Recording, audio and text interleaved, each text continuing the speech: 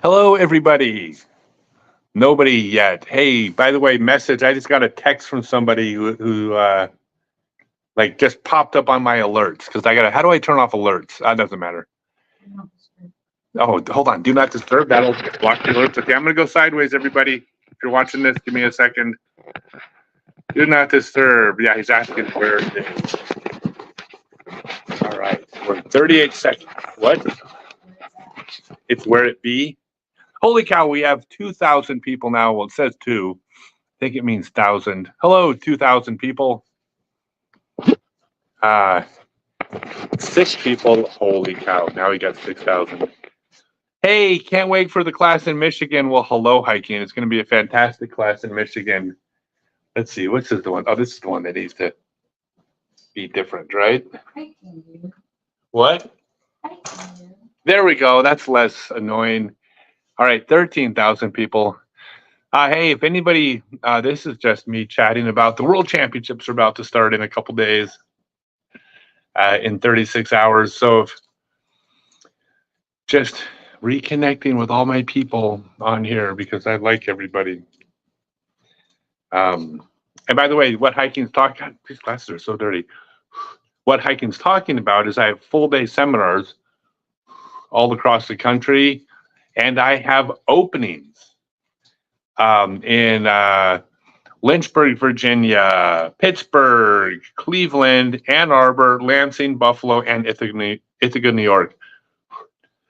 But if that's not your areas, I'm also about to announce 20 new dates. So for all those, if you go to scottstokely.net. It's down the East Coast. Yeah, and they're all down the East Coast, everywhere from Maine down to Florida. But I cap all my full day seminars at 6 people. They all sell out. So if you get on the mailing list, if you can't make one of the ones I listed, at scottstokely.net, you'll be first to be alerted when I announce them. See, I still got messages coming in. How do I stop the alerts? Anyways, should the Worlds bring back the Final 9? Also, Brent Hambrick on the Disc Golf Pro Tour. That's a great question. The answer is no. We don't need a Final 9 anymore because we have coverage and galleries. And this is something we did in the old days. If you're new, back in the old days, we didn't have spectators. Not really. So since we didn't have spectators, we wanted one chance for there to be a gallery. Tournaments were typically 4 rounds on a weekend, followed by a final 9 holes for the top 4 MPO players. Sometimes 3, sometimes 4. Sometimes FPO if there was a field of FPO, but there often wasn't even 4 in those days. And you would play 9 holes in front of the gallery, where the gallery consisted of all the other players in the tournament, pros and ams that came out to watch. But now it's a real sport now. We have people showing up and following. Let's see. And Brent Hambrick on the Disc Golf Pro Tour. The Hambrick course is about to be closed. That's true. Also, it's not a pro tour. And by the way, I wrote about that course in my book, Growing Up Disc Golf. I was close friends with Brent Hambrick and have had great experiences at that tournament, but it's not a modern course in terms of how challenging and how they just need to be harder. These kids are too freaking good. So it needs to be a whole different level of difficulty, in my opinion. Yes. Push the thing back away from you a bit. It's like readjusting the focus. Okay. Oh. All right. Well, that's because my thing is. Oops. All right. I'm trying to make this. I left my tripod in the car like an amateur. I've done this a million times. How about that? Is that better? See if you autofocus stays. Okay, we want autofocus to stay. All right, I won't move. Let's see. Hey, Scott Stokely, disc golfer. Sarah Wadworth. Hello, Sarah. And I will be cheering you on all week. Best of luck. Thank you so much, Sarah. This is Little Miss Disc Golf, the 8 and under or 9 and under world champion, but also world distance record holder for her age divisions. Yeah, she throws like 300 feet. She was in the FJ10. FJ10, but she throws 300 feet off a tee pad, guys. FJ10, female junior 10-year-old. I think she's 9. She throws like, I think she has the world record of like 270 something feet. Better question: disc golf should disc golf combine pro worlds and am worlds? I think it's a wonderful thing to combine pro and am worlds in terms of the gallery that you get at pro worlds, but it also, the AMs would get overshadowed completely in the press. There would be no media coverage. Nobody would be talking about it. So you wouldn't get what AM Worlds have. Like they need to have their own event, I think. Now, there's something to be said for like the Dynamic Discs Open having all the different divisions at the Pro Tour event. Added an extra 1,000 people to the gallery, which looks really great for sponsors. But I think it should be kept separate. Also, you got to remember, these days, I mean, that's not like let's talk about an 800-person tournament or something like that on 10, 12 courses. I mean, you're talking about a staff of 100 people, 3/4 of them volunteers. I just think logistics are not really conducive to doing it. So I would keep them separate. All right. Okay, here we got Paul Wadsworth, Sarah Wadsworth. How about the Wren?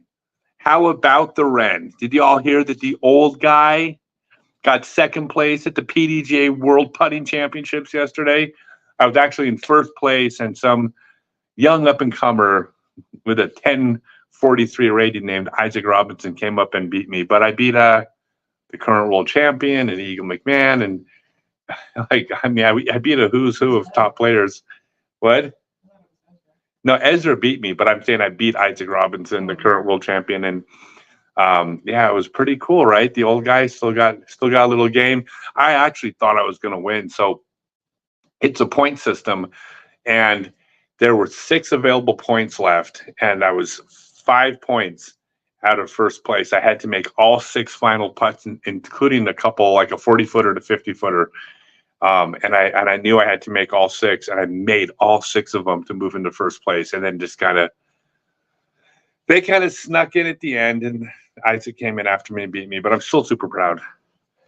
And by the way, this is, look, anybody listening, obviously these are just side games, this whole putting contest and distance at Worlds. We know they're just side games. We know that's not the most important thing.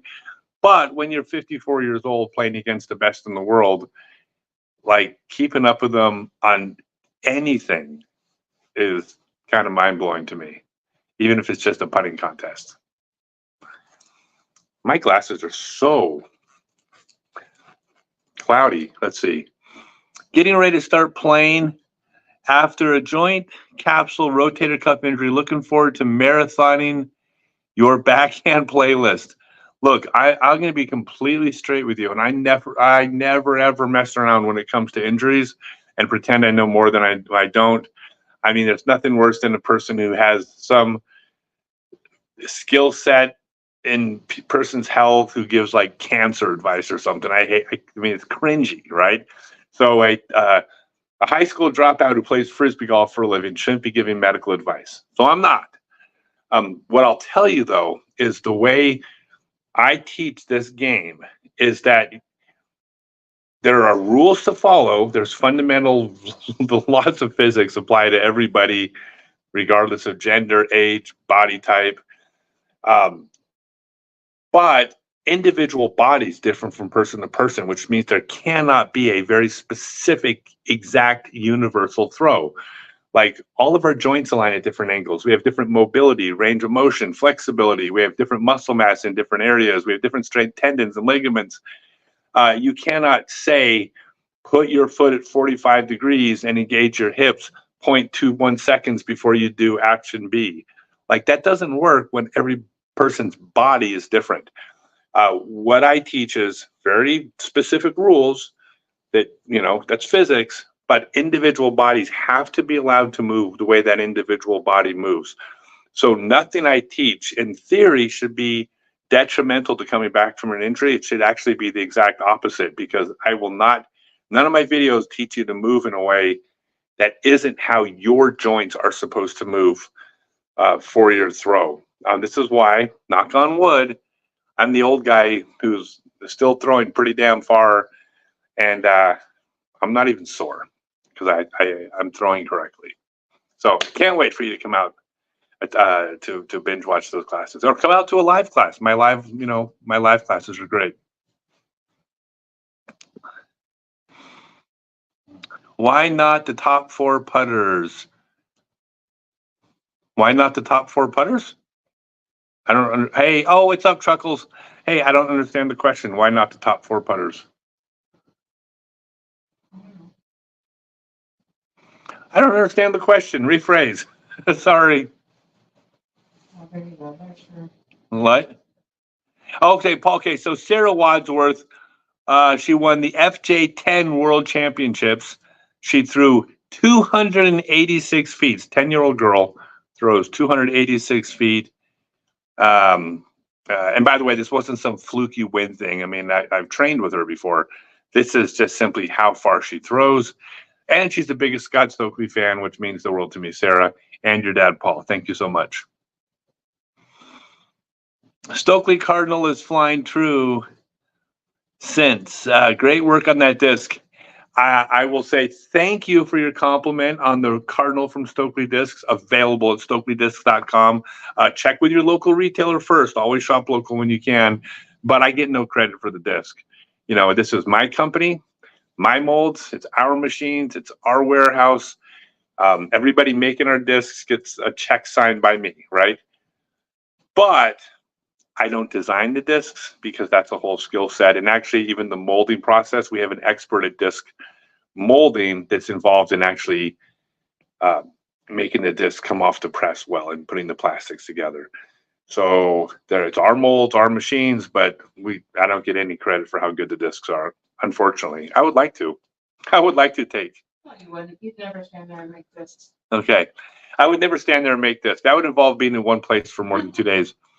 Shannon says, "You're the shiznit, Scott Stokely." Oh my God, you young people with your slang terms. I'm the shiznit. Did you know that? I was not aware of that. That's a really fun word. You don't know that I'm not. Wait, you didn't know that I was the shiznit woman? No. Oh my God, you need to appreciate my shiznitness. Now I'm really sound like an old person. I should stop now, or else everybody under the age of like 35 is going to click off. They're going to be like, "This is creepy." Who is your pick this year for FPO World Champ? We know Stokely's taking MPO. Like the way you think, mister. My pick for FPO World Champ. I mean, okay, so the easy one's Kristen Tatar. Obviously, Kristen Tatar is an easy one. But God, I think the question would be, if it's not Kristen, who would it be? And I think that I think if I had to go with anybody, I think, I mean, as dangerous as Owen is in the woods, I think I'm going to go Holland Hanley. And obviously I'm the favorite to win MPO, but hypothetically, let's say I twist an ankle and I can't compete. Boy, it's really hard to pick against Gannon Burr right now. He's just, man, that kid's got all the shots. But I'm going to go Calvin. I think it's Calvin's. I think Gannon's got a handful of world championships in his future. I think it's Calvin's time. That's my pick. I mean, my pick is me, but I mean, you know, if something weird happens, like I don't win, I'm going to go Calvin and Holland. And well, sorry, me and Tristan Tatar. But if it's not us, Calvin and Holland. Is cornhole part of the pre-festivities? Badass taking down most of the young guns at the distance competition. Well, I didn't do distance. I just trying to save my arm. I got only so many throws in my arm, unfortunately, and I don't think cornhole is part of the festivities. I hope. There's usually cornhole at several of the vendor things. Oh, they put cornhole up at some of the things in the vendor village. Okay, yeah, there's cornhole at the vendor village for some reason. Yeah. Let's see. Charlotte Pro Am Worlds was legendary. Got to witness the pros final 9, even the age protected. Yeah, I mean, look, there's no right or wrong way to do it, but I think that as we evolve into, you know, we keep growing as a sport, I think that the model of ball golf, you know, you go shoot 4 rounds or 5 rounds in this case, I think works. I could even see a day when you separate MPO and FPO for kind of the same reason. I mean, you want to put the shine on the FPO and give them their week as well. Right now, it doesn't make sense to combine them. And I mean, to not combine them. And there's plenty of reasons to keep them together, but I can see them separating at some point. You know that if you'd have thrown a sidearm your normal distance, you probably still would have been somewhere around the top 20. Oh, so yeah. So, in distance, well, I didn't even look at the distance. I mean, I throw 550 sidearm. So if I had thrown, and this throws slightly downhill, so I probably would have, if I got a good angle on one, I would have popped off between 550 and 600 comfortably. Yeah. It was downhill, so I would say 600. Top 10? Let me see, 16 was 593. So I would be top 20 with my sidearm, but I would have the farthest sidearm of anybody. That's all that matters to me. Instagram says they're planning on playing the tour next year. Instagram. So I can't read comments from Instagram. They want to know if I'm playing the Pro Tour next year. And the answer is indeterminate. So here's the thing. It's a tough situation because I'm out there this year. I didn't think I was going to be out here this year. And then some things happened and we started this disc company. But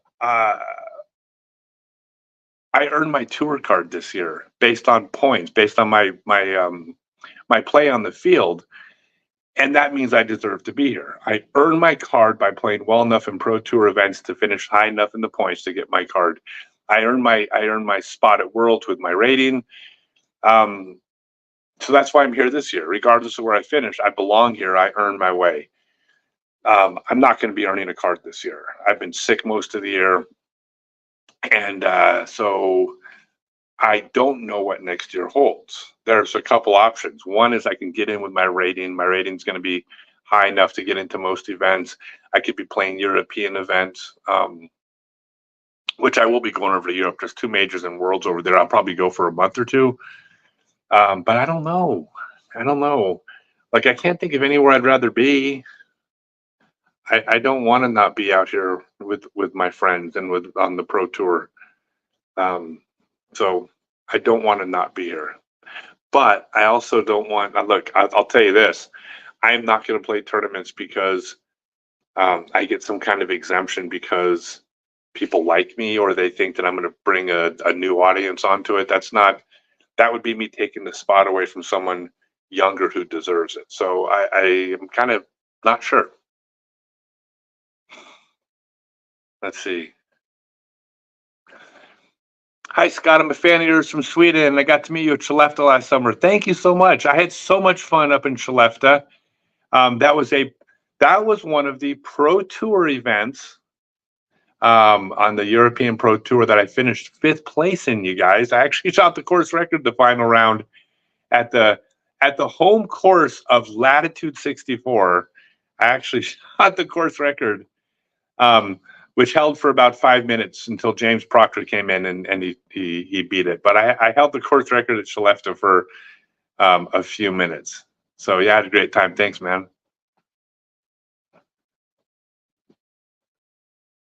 Let's see. I'm a carny. Small hands, smell of cabbage. Any tips on technique for more distance? Does it say carny? Yeah. I've never heard that. I thought a carny was somebody that traveled around the country, like doing hard drugs and conning people out of their money on the boardwalk. Is that not what a carny is? That's what he means. Oh, is that what he means? Okay, John. Okay, cool. Well, first off, cool deal on all the travel. No, okay, so people ask all the time, like, what's the one key to throwing far? What's the key to getting more distance? And the answer is there is no single thing. That'd be like a cheat code. It's not the case. Every single thing you do on your throw affects the distance. So let's say somebody throws 300 feet, but they do like 4 major things wrong. And one of those things costs them 20 feet, and 2 of those things cost them 30 feet, and one of them costs them 40 feet. Well, that 300-foot thrower could throw 420 feet if they correct those 4 things. All 4 of those things affect the distance. You correct one of them, you might go from 300 to 330, but you're still 90 feet short of what you can get, because every little thing adds or takes away distance. So for instance, I don't care whether you do 50 things right or 50 things wrong. If your head stays forward when you reach back, you're not going to be able to fully reach back, which means your head keeps staying forward independent of good or bad technique. The head remaining forward on your backswing will prevent you from reaching back and take some distance away. Wherever you would throw, independent of your head, you will throw less far because of that one thing. But there isn't one thing. So the key to throwing far, if there was one thing, the one thing is to get everything right. Now, it might sound like I just dodged the question, but that's actually the honest answer. There is no one thing. Wish there was. That's why I teach full-day seminars all over the country. Go to scottstokely.net and read about my seminars. I cap at 6 people, and we spend the full day. And I have a 6-month online class called Become a Complete Disc Golfer, where we cover all of this intensely. USDGC clinics. I think I haven't announced my East Coast events, but my seminars. I'll be doing seminars all across the East Coast in September and October, and probably across the South through November. Like, I'm going to do just 3 months of intense, because in December, hopefully I'll be in Colombia at a disc golf tournament. And then it looks like with Disc Golf Brazil, Disc Golf Club in Brazil asked me to come to Brazil to play a disc golf tournament there in December. And as long as I'm in Colombia, I might as well go to Brazil, right? Yes. Yeah, sounds good. Sound good? You want to go to Brazil? All right, we're going to go to Brazil. No, Colombia. Colombia is like almost for sure. Brazil's a maybe. Any prediction of final score? Seems like Ivy is more score friendly than New London. Man, I don't know about that. A prediction of final score for 5 rounds? God, 30? Maybe under, something like that. Like, I mean, it's hard to say. I mean, look, the problem with New London is that there are some landmines there where you're going to see there's going to be a number of 1,030 rated and above players who take triple bogeys out there, because there are holes where if you're playing for par, you're never going to triple bogey. But if you're trying to get the birdie, you're having to carry out of bounds, land back in bounds. And if you don't land back in bounds, you're rethrowing like early in the throw. And then if you go for the same shot again and miss twice, boom, triple bogey, tournament over for you. But if you're competing to win the tournament, you can't play these holes for par. You have to attack them, and you hope that today's your day. There's enough of those landmines where you're going to see a lot of blowups, but not everybody. So the people that are playing the top players that throw really far, that are playing aggressive, some of them aren't going to have the blowups. Like, there's going to be some people in the field that might have, let's say, 5, 6 bogeys or 8 bogeys for the whole tournament with no doubles. And that person's going to be scary, and they're going to pop off like a 35 under. But I think not much more. And I think 30 under could be top 4. Like, for real. Could be wrong. Could be wrong, but I'm not. Like, you like that? Shannon says, so sorry we missed you when you were in Utah at Birdcage and Art Died Disc Golf Center. Yeah, I love Utah. I would say, and I don't mean to offend the other 49 states, because like, as a disc manufacturer, I'm supposed to be like totally nonpartisan on what I like the most. But I think Utah's doing it better than everywhere else. You know, like, and then we never talk politics on my channels because people need a break from politics. Like, that's all we get 24/7, it seems like, is politics. So we don't talk about it here. But I do want to say that I think politically, Utah is doing it better than anywhere else in the country right now, as far as the coexisting of people and people getting along regardless of the different views. And it might be a little contentious there, but it's less than everywhere else I've seen. And because of that, Utah kind of has this vibe where people get along. There's almost no crime. The streets are clean. It's safe. People have jobs. People are healthy. I think Utah is. I think Utah's the model of how things should be done, in my opinion. So don't get mad at me, other 49 states. I still love all of you too, but Utah is a special place. Utah's killing it. And Idaho too. Utah and Idaho. And Montana's doing pretty good. Utah, Idaho, and Montana.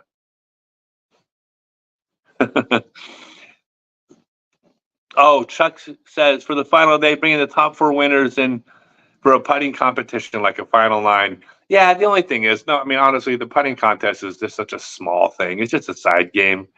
They're not. I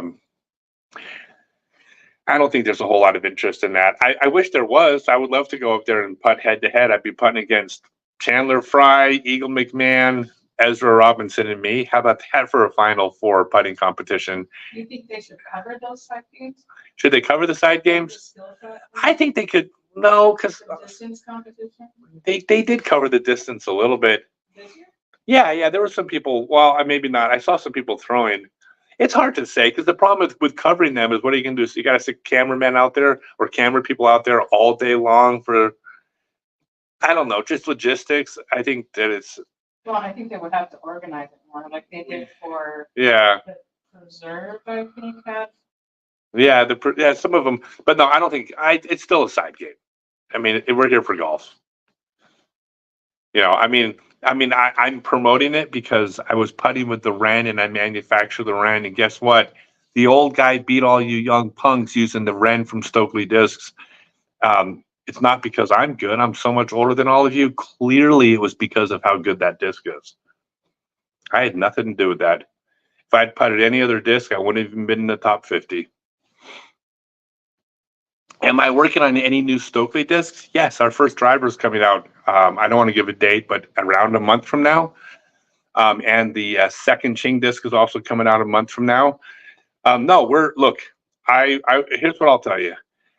Stokely Discs is not a small company where we have a couple discs, and if they sell well, we'll save up the money to buy a new mold.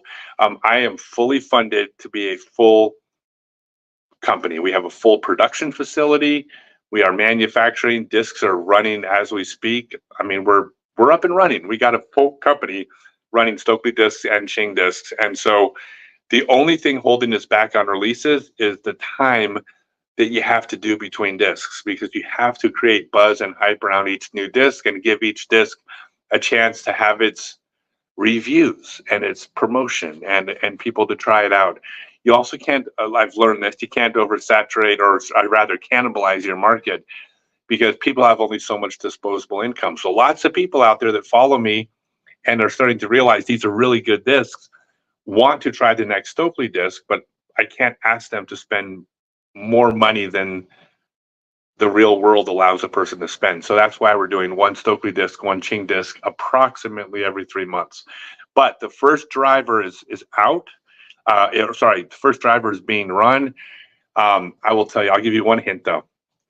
I have multiple driver molds and I have prototypes for multiple drivers, and the decision was which one to release first. And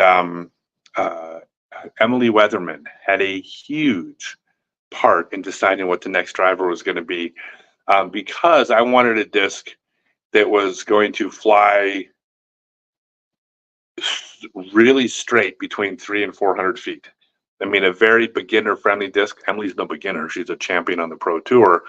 But a disc that flew well at arm speeds between, say, 200 and 400 feet, or between 200 and 350, a disc that flew straight. And so she actually had the biggest say. There was one that I was like, oh, I kind of want to lean towards this one, but I'm biased. And then she tried them all out and she came to the same conclusion I did. So she basically reaffirmed that this is the one coming out. So for what it's worth, she had a big hand in this. She's very good. And she's well older, she's wiser than her age as far as understanding discs and how they fly. And I've been really impressed with her. Chuck wants a rematch of the penthouse putting competition, but your putting result does matter. It was awesome. Yeah, Chuck, I appreciate that. Yeah, so this is Poodle. We did. If you go to my YouTube channel, there's the Penthouse Putting Championships. Poodle owns the top 5 floors of an office building in downtown Chicago, floors 45 through 49, I think. And on the weekend, when all the employees went home, he let me set up a 9-hole disc golf course in his office. I had use of all 5 floors to put the basket anywhere I want to. So we were putting like over computers and past training centers and into people's corner. We put a basket in some person's corner office that had worked probably 20 years to get that corner office, and we stuck a basket in there. And then we did, that was the front 9. And that's on my YouTube channel, the Penthouse Putting. And then we did the back 9 at Chuck's. Chuck has the top couple floors of an apartment complex where we did like 5 holes in his house that we made holes. And then we went out to his balcony, not balcony, it's the rooftop of this apartment complex where he's got like koi ponds and hot tubs. And we set up baskets out there. We actually climbed to the top of the building next door and then threw from the top of the other building onto a basket on top of Chuck's building for one of the holes. Anyways, yeah, it was super fun. And then we climbed to the top of this iconic tower and stood at the ledge, and I peed myself. You know, the normal, right? Slumber parties, am I right? Yeah, slumber. Oh, yeah. Oh, and then at the end of the video, Chuck and I put on our pajamas and have a pillow fight. So watch till the end. That didn't happen.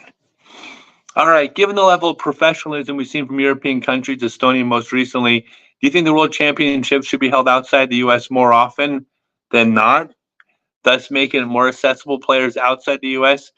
and closer to the emerging European market? That's a great question. But what I will tell you is, because the U.S. Tour is still the epicenter of disc golf, I mean, look, as much as like Finland and Estonia, Sweden, Norway are killing it, I don't think they have the population of New York between the 4 of them. And if I'm wrong, I'm not wrong by much. There's just the population center in the U.S. is just so much bigger. It's dense up there, but so much bigger here that this is where right now the Pro Tour is. And it is accessible for all the players in the world, because if you're a top player in the world, you're on the Pro Tour. This is your job. And if this is your job, you're on the Pro Tour. So it's not that it's not accessible. The question, I think, was because there's such high representation from Europe. I don't know if it's 20% of the tour, 15%, but then if they represent that much, I think they should get the World Championships, you know. Like if 20% of the Pro Tour players came from Europe and the Pro Tour is in Europe every 5 years, that would kind of reflect that. So I think it's very deserving that it goes out there, but I still think it's mostly US for now. That could change. I mean, Finland, like Finland and Estonia, those places. I mean, it's become their game. I mean, as far as their national game almost. So I see it going back for sure. All right. Let's see. You are a legend, Scott. That just means old. I watched you drive on hole 2 at Idlewild when you went OB in the water. What a rip. I spoke with the spotter. He said that's the farthest drive all weekend. Yeah, that was ridiculous. On hole 2 in Idlewild, I was like, the cart path wasn't even in play, because if you throw a really good shot, you don't even get to the cart path. And I threw my drive. It cleared the cart path. It cleared the land past the cart path. It cleared the lake on the other side of the land, and then landed not in the water. It cleared the lake, but the OB line was between the lake and the edge of the water. So it actually I almost had a jump putt for birdie on the par 4 hole 2. That was actually a bad throw. I thought that even the path wasn't even in place, so I just threw it hard. But I do have the sidearm world speed record, so I still throw pretty hard. And yeah, I don't know. It was one of those bogeys I wasn't even mad about, it wasn't even a bogey. I think I laid it up and got my par. Yeah, I did. It was par 4, and so I laid it up and got my par. It was an easy par from there. It's really entertaining when you overpower something and you're like, whoa. No, that is really funny to me. I do get a kick out of this because there are times when, well, when it comes to sidearm, I still throw farther than basically everybody out here. But it is funny to me when we get on the tee pad of a hole, even like on a backhand hole, and all the kids are throwing like 550 and I'm throwing like 535, because every once in a while I'll pop one off at 560 and I'll pass them, some like pretty far throwers. And I think it's, I get a kick out of it, like, look, when you get older, you look for little victories, because I'm clearly not as good as these players over a 4-day tournament, right? I doesn't mean I can't have a good tournament, but come on, they're better than me. But I can have a good day, or a good skin shot, or a good putting competition, or a good hole. And that's what I have to cling on to, because I'm realistic. I'm a middle of the pack ratings player, but I'm good enough to get my moments, and I don't take them for granted. I don't like not notice them. So I appreciate the kind words. Proudest disc golf victory, toughest close tournament loss. Toughest close tournament loss was when I lost the World Championships to Ken Climo by 4 strokes in 1998 in a 9.5 round tournament, and we were miles ahead of third place. We played 9.5 rounds and never had a single round where we were separated by more than a stroke. It was, we tied, Ken beat me by 1. We were tied, Ken beat me by 1. We were tied, Ken beat, not exactly, but and it just felt like I played good golf, and it just wasn't good enough because he was Ken Climo and he was better than me, and because he was better than me, he won. But it was hard because it's the closest I got to winning Open Pro Worlds. Proudest disc golf victory. Proudest disc golf victory probably has to be the 1987 Wintertime Open, because that was the first big tournament. When you look at the it's listed as a C tier on the PDGA website, because they didn't have a tier system back then, so they kind of stuck it there. It wasn't a C tier. It was probably the third highest payout in the sport that year. I can only think of 2 tournaments in the whole country that had a higher payout. People from all over the country flew in for it. And so that was probably, like, that was the first. I was 17 years old, and then I beat, like, I don't know, like, in the top 10 players, I bet 7 of them are in the Hall of Fame right now. So that was probably the most significant golf victory. Green Vine Canning is on Instagram, and they said, do you like pickles? Green Vine Canning asked if I like pickles. Yeah. That's an Instagram question. Do I like pickles? No, I don't like pickles because I don't worship Satan. What a stupid question is that? Block that person.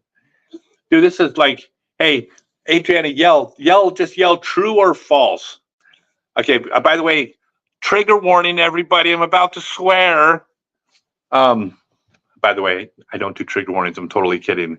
The first time you got into, Adriana, yell true or false. The first time you got into the car, into my car, and opened up a plastic thing with a pickle in it, my exact words were, "Get the fuck out of my car." And if you spill any of that. Yeah. When I said, if you spill any on the way out, you're not getting back in. That's how I feel about pickles. I don't play games with pickles. That's a true story. Look, you gotta like set the bar low, and you gotta set boundaries early in a relationship, or else, like, if you don't say no the first time, then you pretty much, the person's gonna eat pickles forever, and nobody wants anybody to eat pickles in their car. Dill pickle pork rinds. So. Yeah, dill pickle pork rinds. No thread of spilled vinegar. That's disgusting. I don't know why I even talked to you. Your ability to describe disc function and manipulation is always a joy to hear. Are you still a fan of the Berg? Thank you, Scott. Yeah, of course. The Berg's the Berg is. I mean, I of course the discs I make are my favorite discs. I mean, there's no way of not being biased towards my discs, aside from the fact that they're really good. I bag all of them, and I love them. But outside of my discs, the Berg is still the best disc in the world. It's still my favorite disc. The reason why is because I got to be a finesse player for like really for the first time in my career when I started throwing the Berg, because I can throw the Berg and I can put it, I can put that disc on a dime. The Berg is magic.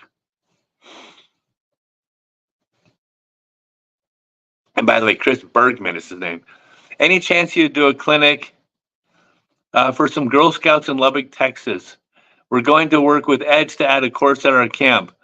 We had 108 girls at the camp. That's fantastic. So first off, I'm always up for doing things if I'm in the area. That's the biggest challenge. When I am and where I am and how much time I have, because I don't I don't have like days off. So like when I do things, it's all because I've scheduled these things in between places I'm going to be.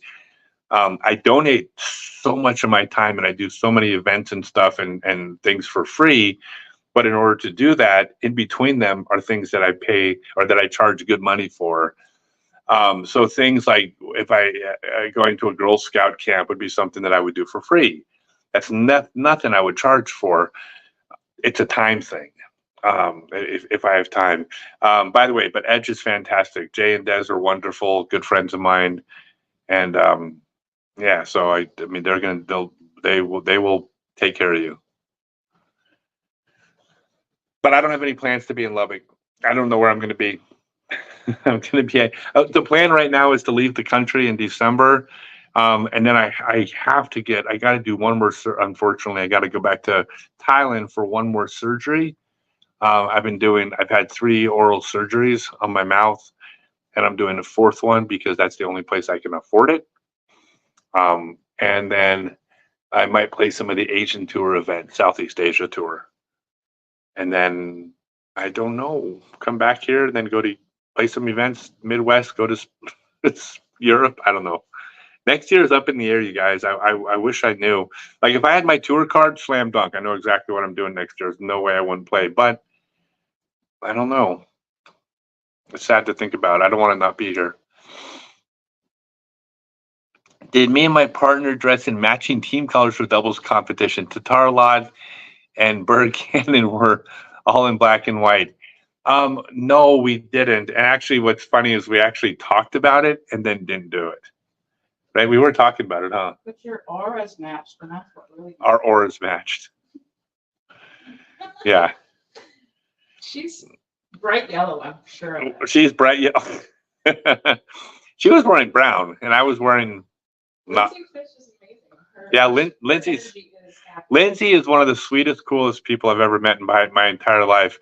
I'll tell you a quick story how, I met her. I got to town a few days before the mixed doubles, and or I guess it was the night before, and she got to town as well, and I showed up to like 10 minutes before dark, and there was like 3 people on the whole course, but she was one of them. She happened to be there practicing. I'm like, hey, what's up, Lindsay? And so we're walking on hole 18. We're kind of just talking and everything, and then she looks over. She sees some fireflies, and her eyes get really big, and she looks at me and she goes, "Forest magic." And it was just mesmerized by the fireflies, but with that energy, right? So the next night, we went out for ice cream after the event, and she says, "Well, why did you choose me as a partner?" And I said, "Because you're the type of person that thinks fireflies are forest magic. Like, I don't care about reality. I care about the energy that a person puts out. And I don't mean energy in some metaphysical sense. I'm like a diehard scientist. But their spirit, it's infectious. Being around her, you are happier when you're around her than when you're not, if that makes sense. She's the best. And she played great too. Don't make all the drivers max weight. I don't want to, dude. I'm trying to make discs lighter. Okay, so I've learned more about manufacturing golf discs in the last, and by the way, I haven't even been to my factory yet. We own the machines, the warehouse. I have a partner. I've not yet been to my factory. I've been involved in the entire process, getting discs shipped to me, testing plastics. I mean, I've been actively involved in this whole process, very active. But there's just been no reason for me to be in Georgia. But I've been learning more about golf discs, and I didn't realize that making light discs was freaking impossible. Um, and quotes on impossible, but really hard. So check this out. I'm going to give you guys a quick disc manufacturing lesson that I learned. And by the way, when I explain this, it'll be totally obvious. This thing, it's just nothing I really thought of before. So basically, when you have a mold, you have a steel mold that is the inside is the shape of a golf disc. You heat up the plastic effectively, and you use high pressure to inject the liquid plastic into the mold. The liquid fills the mold, and then as it cools, it's the shape of a disc. Once it's cooled enough that it's actually bonded together and made a plastic golf disc, it pops open, it spits the disc out. That's the basic, injection molding 101. Well, there's a certain amount of volume in that disc, meaning I don't know what it is, but basically when you have a certain type of like a certain like polyurethane plastic, and you turn that polyurethane plastic into a liquid, it takes a very specific amount of liquid that it takes to fill that disc, and that liquid weighs a certain amount. So it might be 174 grams of liquid to fill the mold. All right. Well, how do you make a lighter disc? Well, you can't make the disc less dense. You still have the 174 grams of liquid necessary to make that mold. So what you have to do is you have to replace some of that plastic with some other material that is less dense. So you still need the disc volume worth of material, but a percentage of the plastic you're injecting is not the polyurethane. It's something that is, again, less dense. Here's the thing. When you start adding something that isn't the original plastic, you are changing the mixture and you're coming out with a different plastic. So it's easy to make a disc light. You can put less dense material in. You put enough less dense material, the disc will get lighter and lighter. But what do you get when the disc comes out? Doesn't feel like the original, doesn't feel like our thermoplastic, doesn't feel like Champion plastic or Star plastic or whatever plastic that you like from whatever manufacturer, because it's not that plastic blend. And by the way, it's not as simple as one plastic, right? It's a mixture. But it's not the same because there's something else in there. You take a really good quality Castoplast disc with that really tacky, grippy plastic. Well, if you replace that with 10% of something else, it ain't going to feel the same. Now technically it could even feel better if you put something in there that makes it grippier. Well, but those are the good additives. But it's also possible that it just makes it feel worse. So you can make lighter discs, but at what cost? You make a 150-gram disc that feels like crap. Well, that's no good. You can't even call it the same plastic blend. So that's why it's difficult. Now, you'll notice you often find the cheap plastic starter set discs. You can find those 150 grams all the time. Well, the reason why is that's cheap plastic. It's easy to replace that plastic or come up with a similar plastic blend that's also not good. But the high-end good plastic, like our thermoplastic, getting it light without making it not awesome is really hard. And I'm learning this because obviously we want lighter discs, but not at the expense of making them good. So we will have lighter discs, but the promise is when we do come out with lighter discs, they will be good plastic. It's just figuring out the details.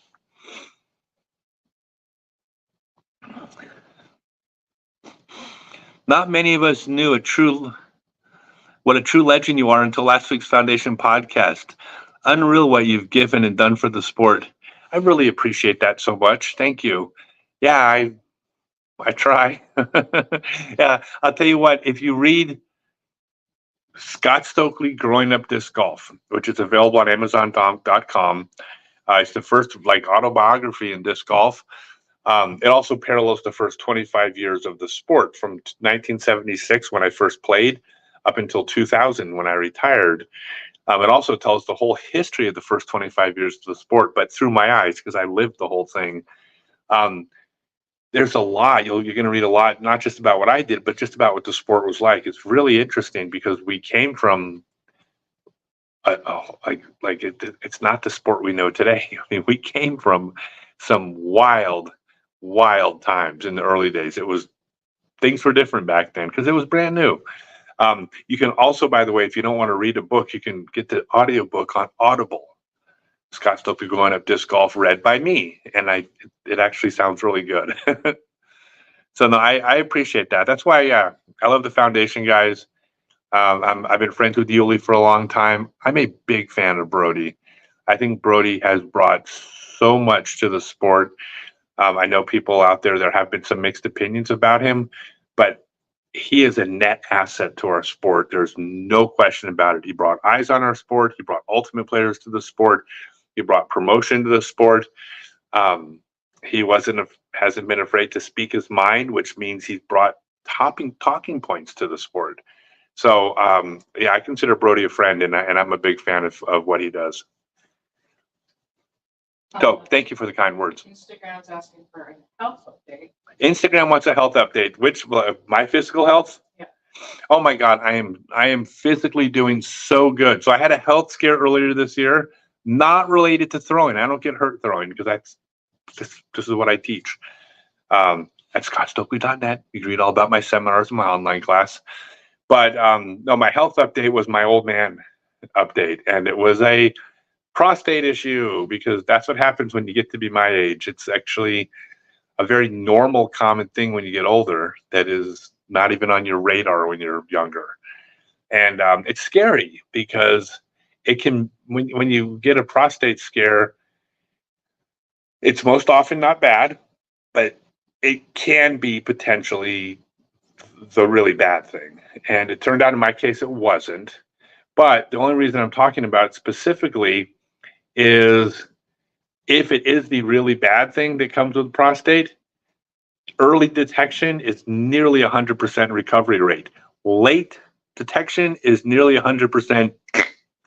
So basically, you need to get this examined because it doesn't harm you at all to have that checked out with your annual physical. Worst case scenario, they say you're fine. Best case scenario, they give you 30 more years of life you wouldn't have had you been afraid to do this exam. Because I'll be honest, it's not the funnest thing I've ever done in my life. And it ain't the one you hear about. That part was bad. The camera that they used to, that was horrible. But like dying is worse. So I'm pretty public about it only because I want my older men, especially my male friends, to not be cowards, because I was kind of a coward when I didn't get my exams done. So don't be like me. Coming through on Instagram says, "Oh, so it's not as simple as just less material. Thank you for explaining that to us as far as the lighter disc." Oh yeah, the explanation on discs. Yeah, I didn't know any of this, but if you think about it, it makes perfect sense, right? That it's simply a matter of density. Like you can have a mold that you fill with styrofoam that weighs 2 grams. You can have a mold filled with steel, and that same mold would make a disc that weighed, probably 200 pounds or 80 pounds or something like that. And the difference is that steel is denser than styrofoam. That's all it is. So it's just a matter of more or less dense materials. The thing about us, though, as disc golfers, that you don't face in other industries is, like, I'll be honest. I mean, there's probably 1,000 different plastics you can make a Barbie out of, and it's gonna be a Barbie. Like no one's gonna be able to tell the difference, or even if you tell the difference, one's not better than the other. We can tell the difference. So with us, like it's like if you don't have good plastic, people don't buy your discs. People don't want them because you can't grip it. It slips out of your hand. You don't get the snap you want. So we are possibly more specific about the type of plastic than almost any other industry. Like we like the feel of it. Like everybody knows the difference between a good disc and a great disc as far as plastic. You go feel I don't know. I don't want to like single out a company. So disc name, the coffee cup. Everybody's pulled through a rack of coffee cup discs, and you're like, no. Oh, that feels good. Well, that's because it was a different mixture of plastic. There was something, they put some additive in that plastic that wasn't in that other plastic style that that fits. Now, here's one thing I can tell you though: there is no such thing as best plastic in this regard as far as grip, though, because all of our hands have different oils and oil consistencies. Like, I can't grip Champion plastic. I mean, standard Champion plastic.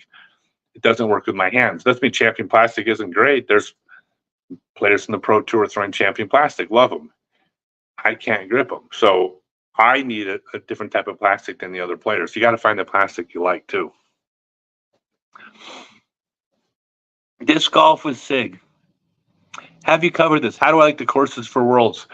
The courses for Worlds are unbelievably good. They are so hard. New London is good a woods courses. I mean, it's a masterpiece. It is like, it's just a great woods course. I mean, it has all the lines, all the shots, has different pars. It's stupidly hard at times, but it's fair. I mean, there's always luck involved when you play in the woods, but you can't really complain about getting bad luck in the woods, because bad luck only happens when you throw a shot that doesn't hit the gap. So if you miss your fairway and you hit a tree and then you kick into the woods, it's not really bad luck. I mean, you missed the fairway. You added the roll of the dice. I think the Ivy Hill course is about as beautiful of a ball golf course as I've ever seen on the Pro Tour, in terms of signage and out of bounds markers, and just like, it's going to look unbelievably fantastic on video, on coverage, on highlight reels. Like, it's stunning. And every golf course is pretty because the grass is green and stuff. No.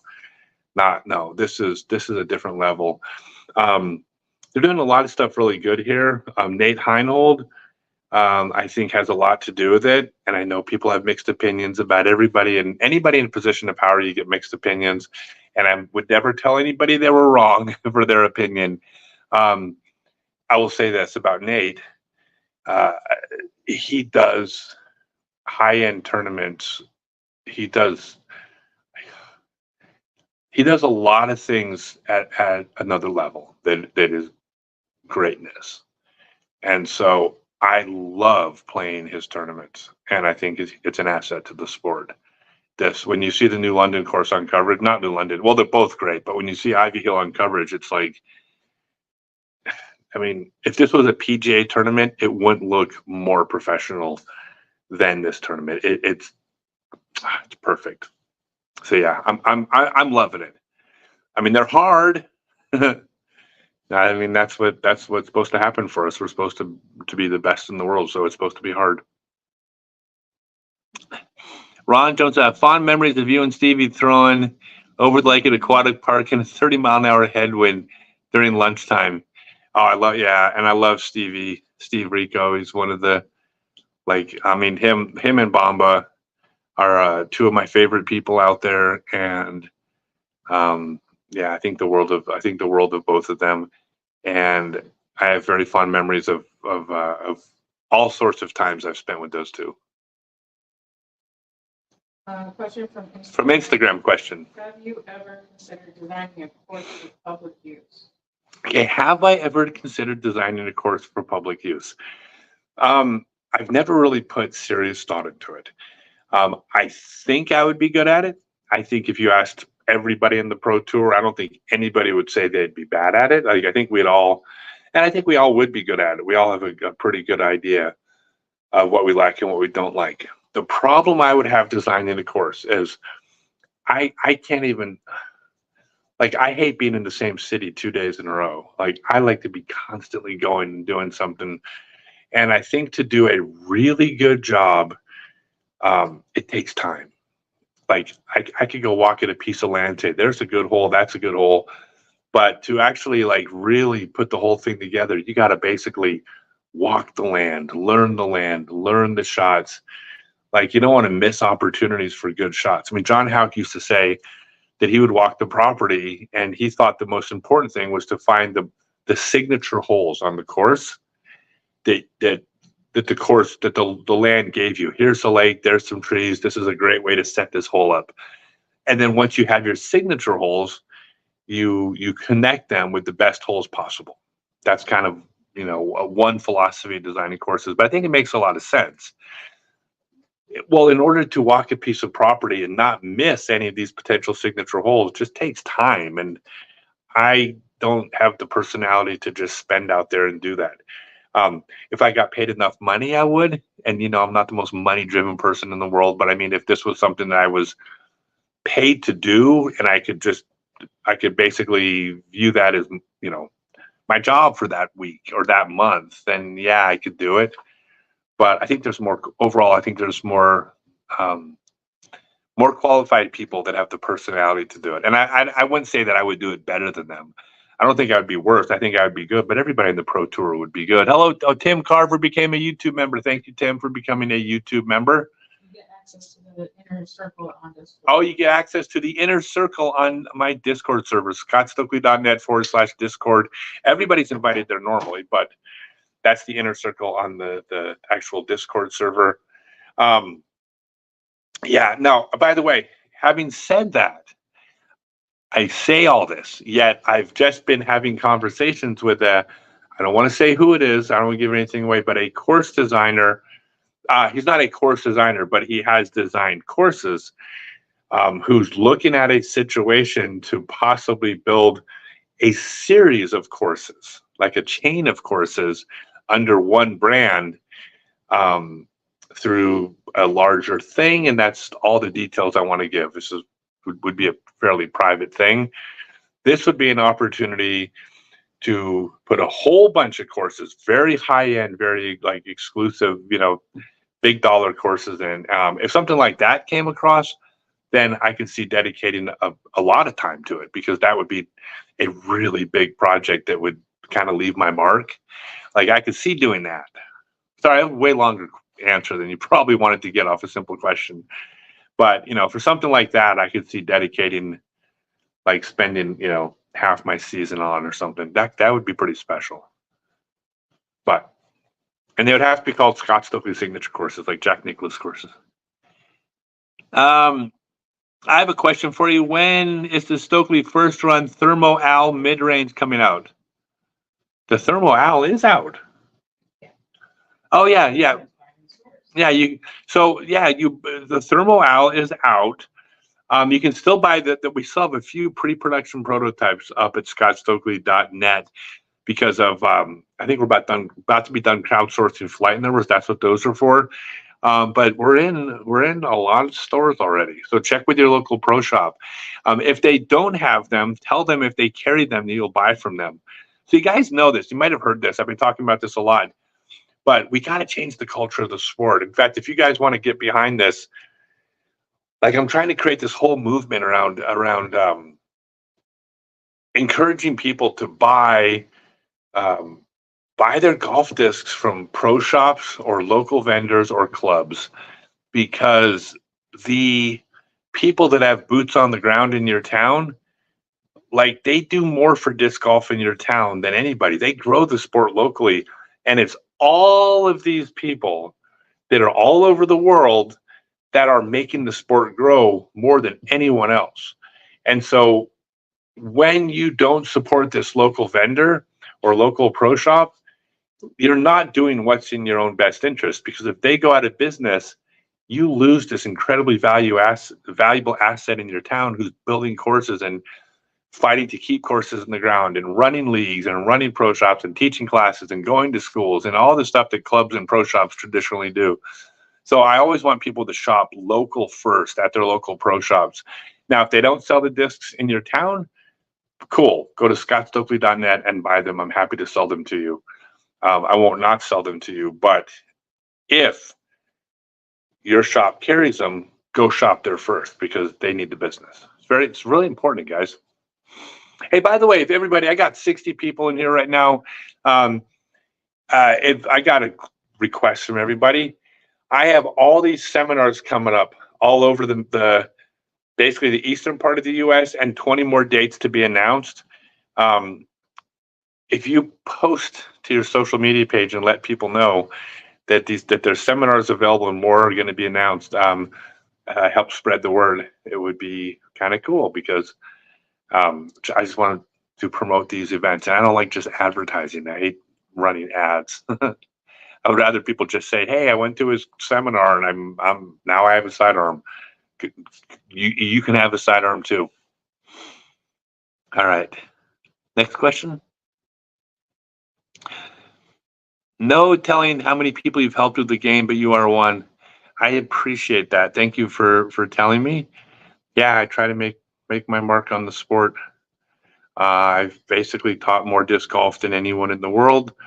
I would say Jay and Des Redding, I would put in the same category. I don't want to say I've taught more than them. They've taught a ton of people. But I have taught. Here's my little teaching resume. I've taught 600 clinics, which is big group clinics, in probably 500 different cities, and I've taught those in 26 countries. And I have taught 200, I think, full day seminars. I've taught several thousand private lessons. I've graduated more than 1,000 people in my online Become a Complete Disc Golfer class, and I wrote the first book on how to disc golf. So it's been very important to me that I've left this mark on the sport. It's really important to me. So thank you but anyways, I always love when people tell me, Tim Carver, hey, just picked up a couple wrenches in my local shop in Joplin, Missouri. Apparently you stopped by and they're great. Cool, man. Thank you. The wrenches are what I used to get second place at the World Putting Championships yesterday. By the way, that's an MPO. That's not age protected World Putting Championships. I got beat by Ezra Robinson, and third place was Egan McMahon and Chandler Fry, and fifth place was James Proctor. So pretty good company. And then me, which of these things is not like the others. Right? Well, these guys are all rock stars who are currently at the top of their games. So. Yeah, and putting isn't historically one of your stronger parts of your game. No, putting has not been historically one of the stronger parts of my game. This is, I believe, the first time I've ever entered putting at the Pro World Championships, and I got a second place. So to the best of my knowledge, I've averaged second place at Pro Worlds putting. I'm very hard on myself. So, I mean, yes, I know I'm very hard on myself. So like I used to say, like in the 90s, I mean, I was terrible at putting. I was terrible at finesse shots, which is what the entire sport was like, approach and putt. And I was terrible at both of those. And I was like finishing second at the World Championships. But I felt like, oh God, I felt like that was the weakest part of my game. You've got 10 right now. You had a few more earlier on Instagram. So add that to your total later. I got 10 more people on Instagram that I taught? No, viewers. Viewers, oh. Podcast on Instagram says you have friends that come to Canada and they want to get you back on the pod. Chain Out Podcast. I would love to be on the podcast. You could get me on the podcast anytime, and I would love to be on right away. They're the ones in BC, right? Yeah, so I'm currently trying to recruit Carver Whitford to throw Stokely discs. I'm one of his biggest fans. He's an up-and-coming junior player from BC. I am out. I got my eye on some top junior players out there. He's one of them. Dallas Scarborough is my first sponsor player, who was technically a junior, although he's a 1,013 rated 16-year-old who's been winning, B tiers, and like he's 1,013 rated, but he's still a junior. So I'm working on it. So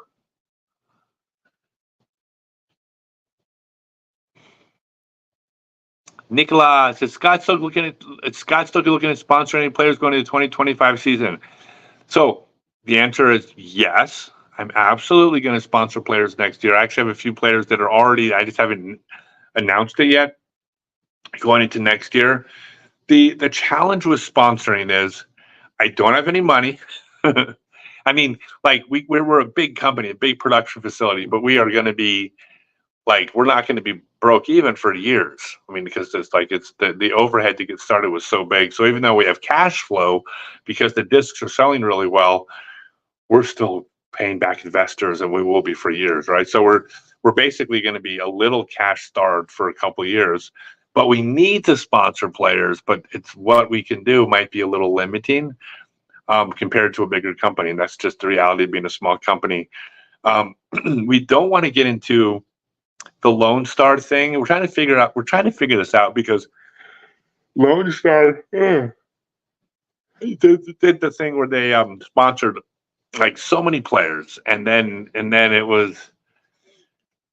it didn't it kind of just the way they did it just didn't work out. I would never knock another company. Everybody makes the best decisions they can make in the moment, and they did as well. But I think that there were some things that we wouldn't want to repeat. So I don't know how that's going to look. Like, so just giving discounts to people and calling you sponsored might not be the best look, but we don't know how to afford to like give stuff to like hundreds of people either. So it's a tough one. So yes, I'm interested in it, but it's like that's one of the biggest challenges, figuring out what we're gonna do. Where would I be headed after Worlds? Oh, hi Michelle. Love you, Michelle. After Worlds, I'm running seminars in Pittsburgh. Well, I'm running seminars in Lynchburg the day after Worlds. There's still openings.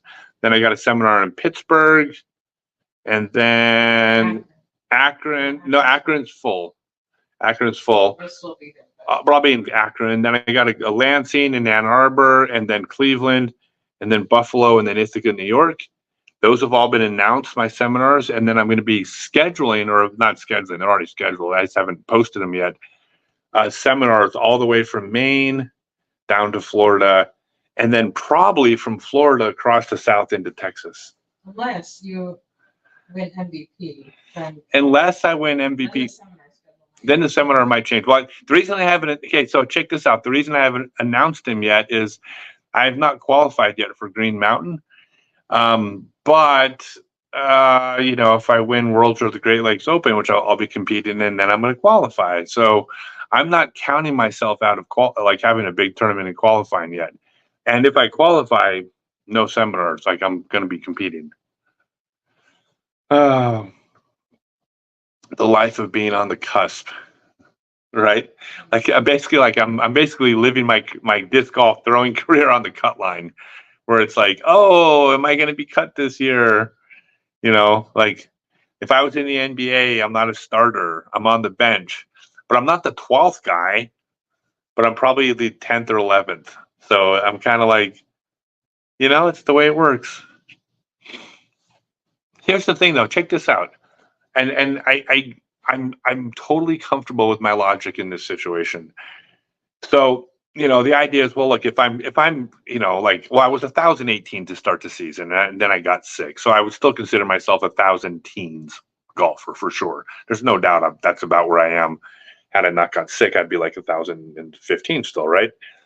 But that's middle of the pack on the pro tour. So the question is, God, you're 54. I'm about to turn 55 years old. I'm middle of the pack. Do you think I should still be out here, right? Well, here's my response to that. Where else would I go? Like, what else would I do next year that would bring me as much happiness and joy as being out here doing this? Like, there isn't like some other thing where I'm like, oh, this was really cool, but I'm going to take up pickleball and I'll have more fun playing pickleball than it will in the pro tour. Like, no, this is where I want to be more than anywhere else in the world. So like, I will scratch and claw and I will fight as hard as I can to stay out here because I don't want to not be here. And at this age, I came back 4 years ago, right? But at my age now, I'm not leaving and coming back. I mean, that's completely unrealistic.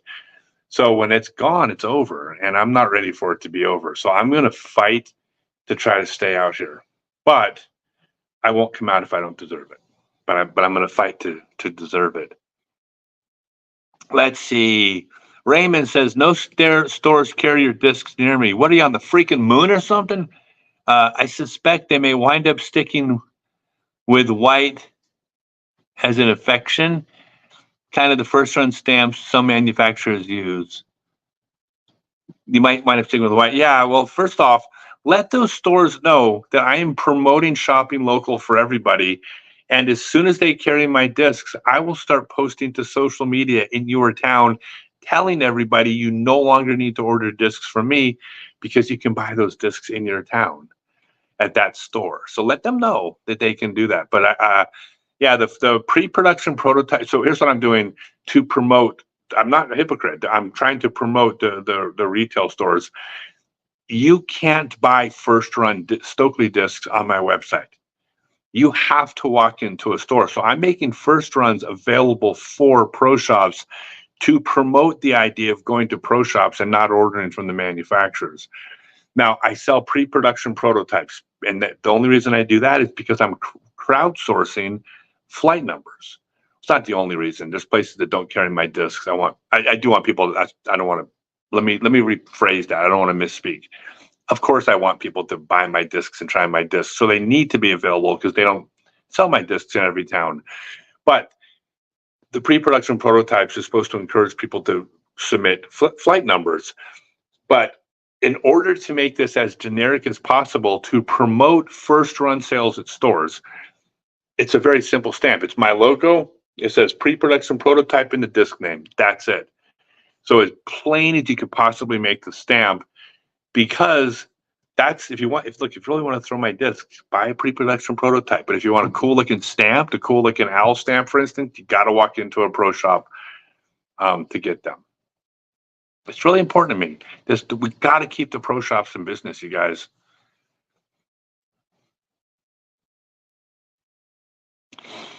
Glad you're out there mixing with the young bucks.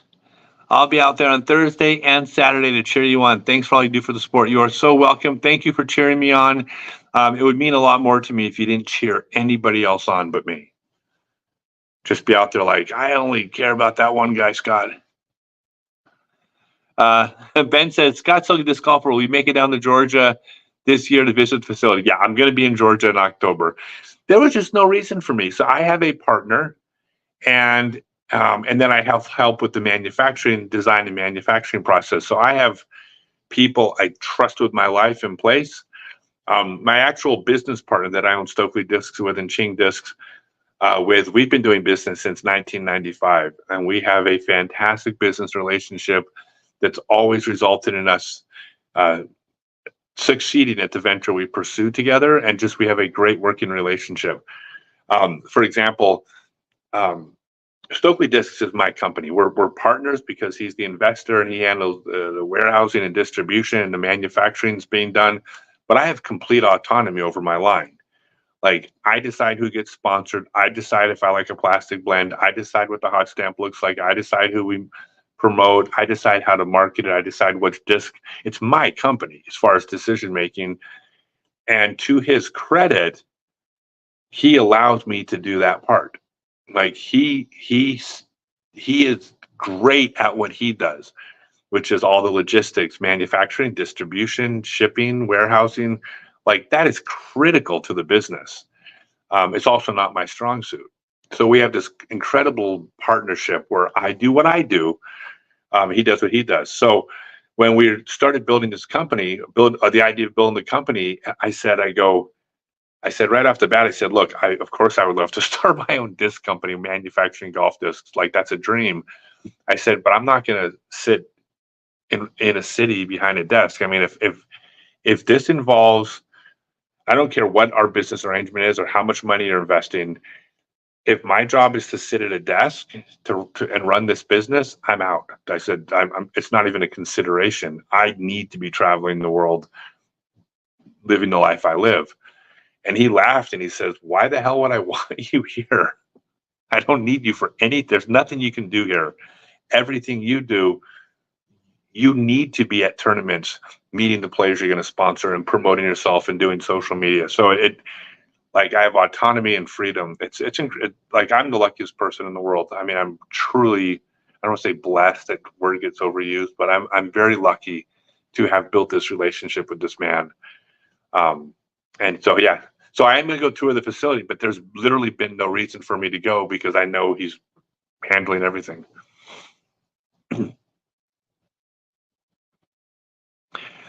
Will I be at the seminars? Yes. So all of the seminars I listed, I'm the one teaching them. I have a teacher, Tyler Wozniak, he's unbelievably good. You can go listen to all the reviews. He teaches, so if you hear me talking about the Stokely disc golf method, the Stokely disc golf method is not a different method of throwing. Okay.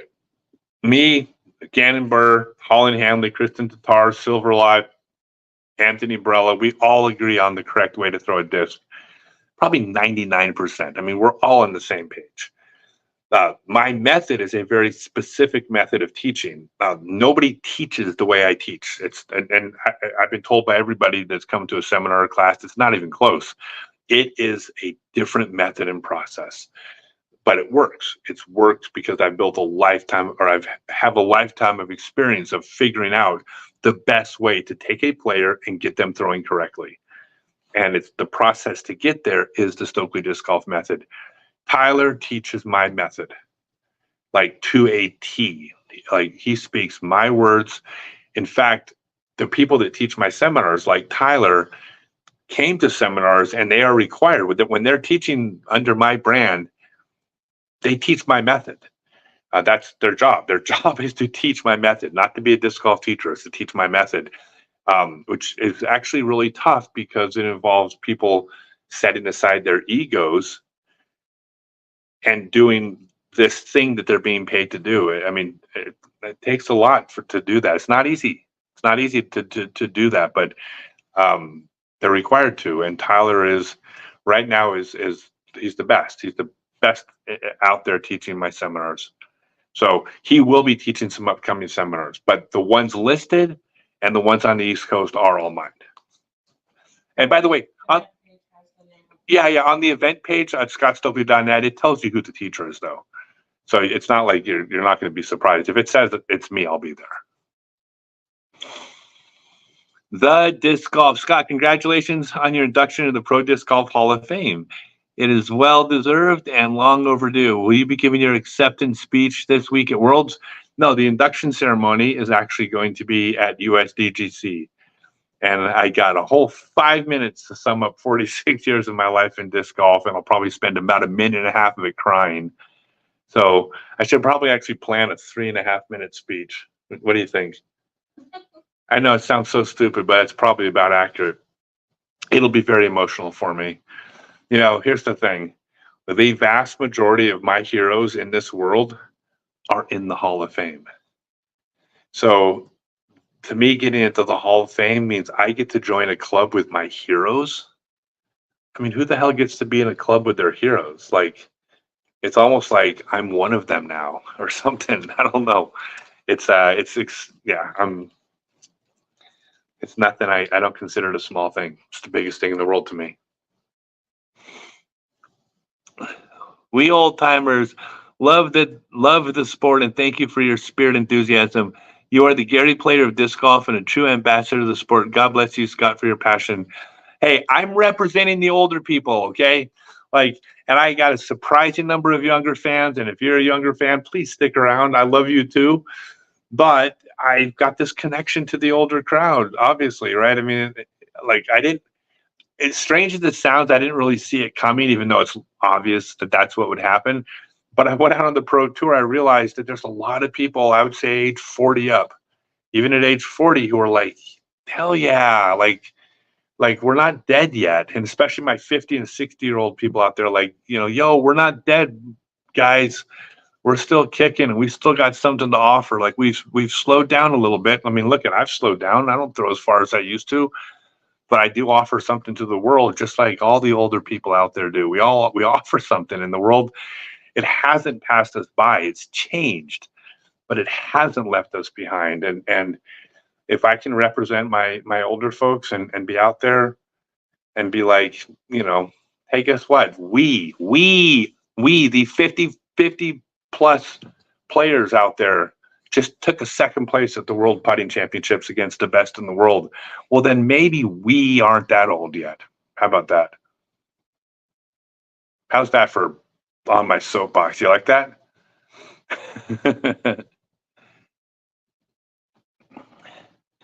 Hey, Scott, when do we get to see the fairway and distance driver Stokely disc? Good luck at Worlds. Yep. The first driver that's coming out is going to be a fairway driver. It's coming out in about a month, and I don't even want to say the name yet, but I'm pretty sure I know what it is. Emily Weatherman helped test this. She helped test it out, and it's really good. I'm not releasing crappy discs. I'm going to build a reputation of, if you buy one of my discs, they're going to be great. Right? You're not going to buy stinkers from me. They might not do what you want because you thought it did something, or maybe you don't throw as far as you needed to make it do the thing. But I won't release crap discs. And this first fairway driver is freaking fantastic. So yeah, it's about a month. What was my first ever PDGA rating? Oh, dude, I played for like 30 years before there were ratings. When I quit in 2000, there was no such thing as a player rating. And then so when I came back, my first ever PDGA rating was like probably 960 because I have been gone for 13 years. I traveled for 2 years before, right when in 2021, the summer of 2021, when I was out there competing I was teaching classes and I was playing in MP40 tournaments, MP50 tournaments. My rating the summer of 2021 was 983. And I said, I'm going back on the pro tour. And I said then my goal was to get up to 1,020, which is absurd because like that, I'm like, I decided at 51 years old, I was going to go from 983 to 1,020.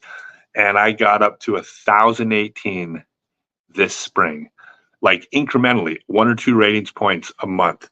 Last summer in Europe, for the entire Euro Tour, I shot 1,028 over the course of the Euro Tour. I had 2 fifth places, a podium finish, 3rd place at Croatia. I could have won. Some guy named Paul Macbeth was there, but I actually hung with him, But anyways, I got up to 918 beginning of this year, and then I had this stupid prostate issue, and my health was just tanked. And I shouldn't have played, and I played, and I was shooting 990s because I was sick. And now my rating's down to 1,007. I'm playing better than that now. I'm healthy right now. I feel good. I'm not going to shoot 990s at World. I'll be well above that for sure.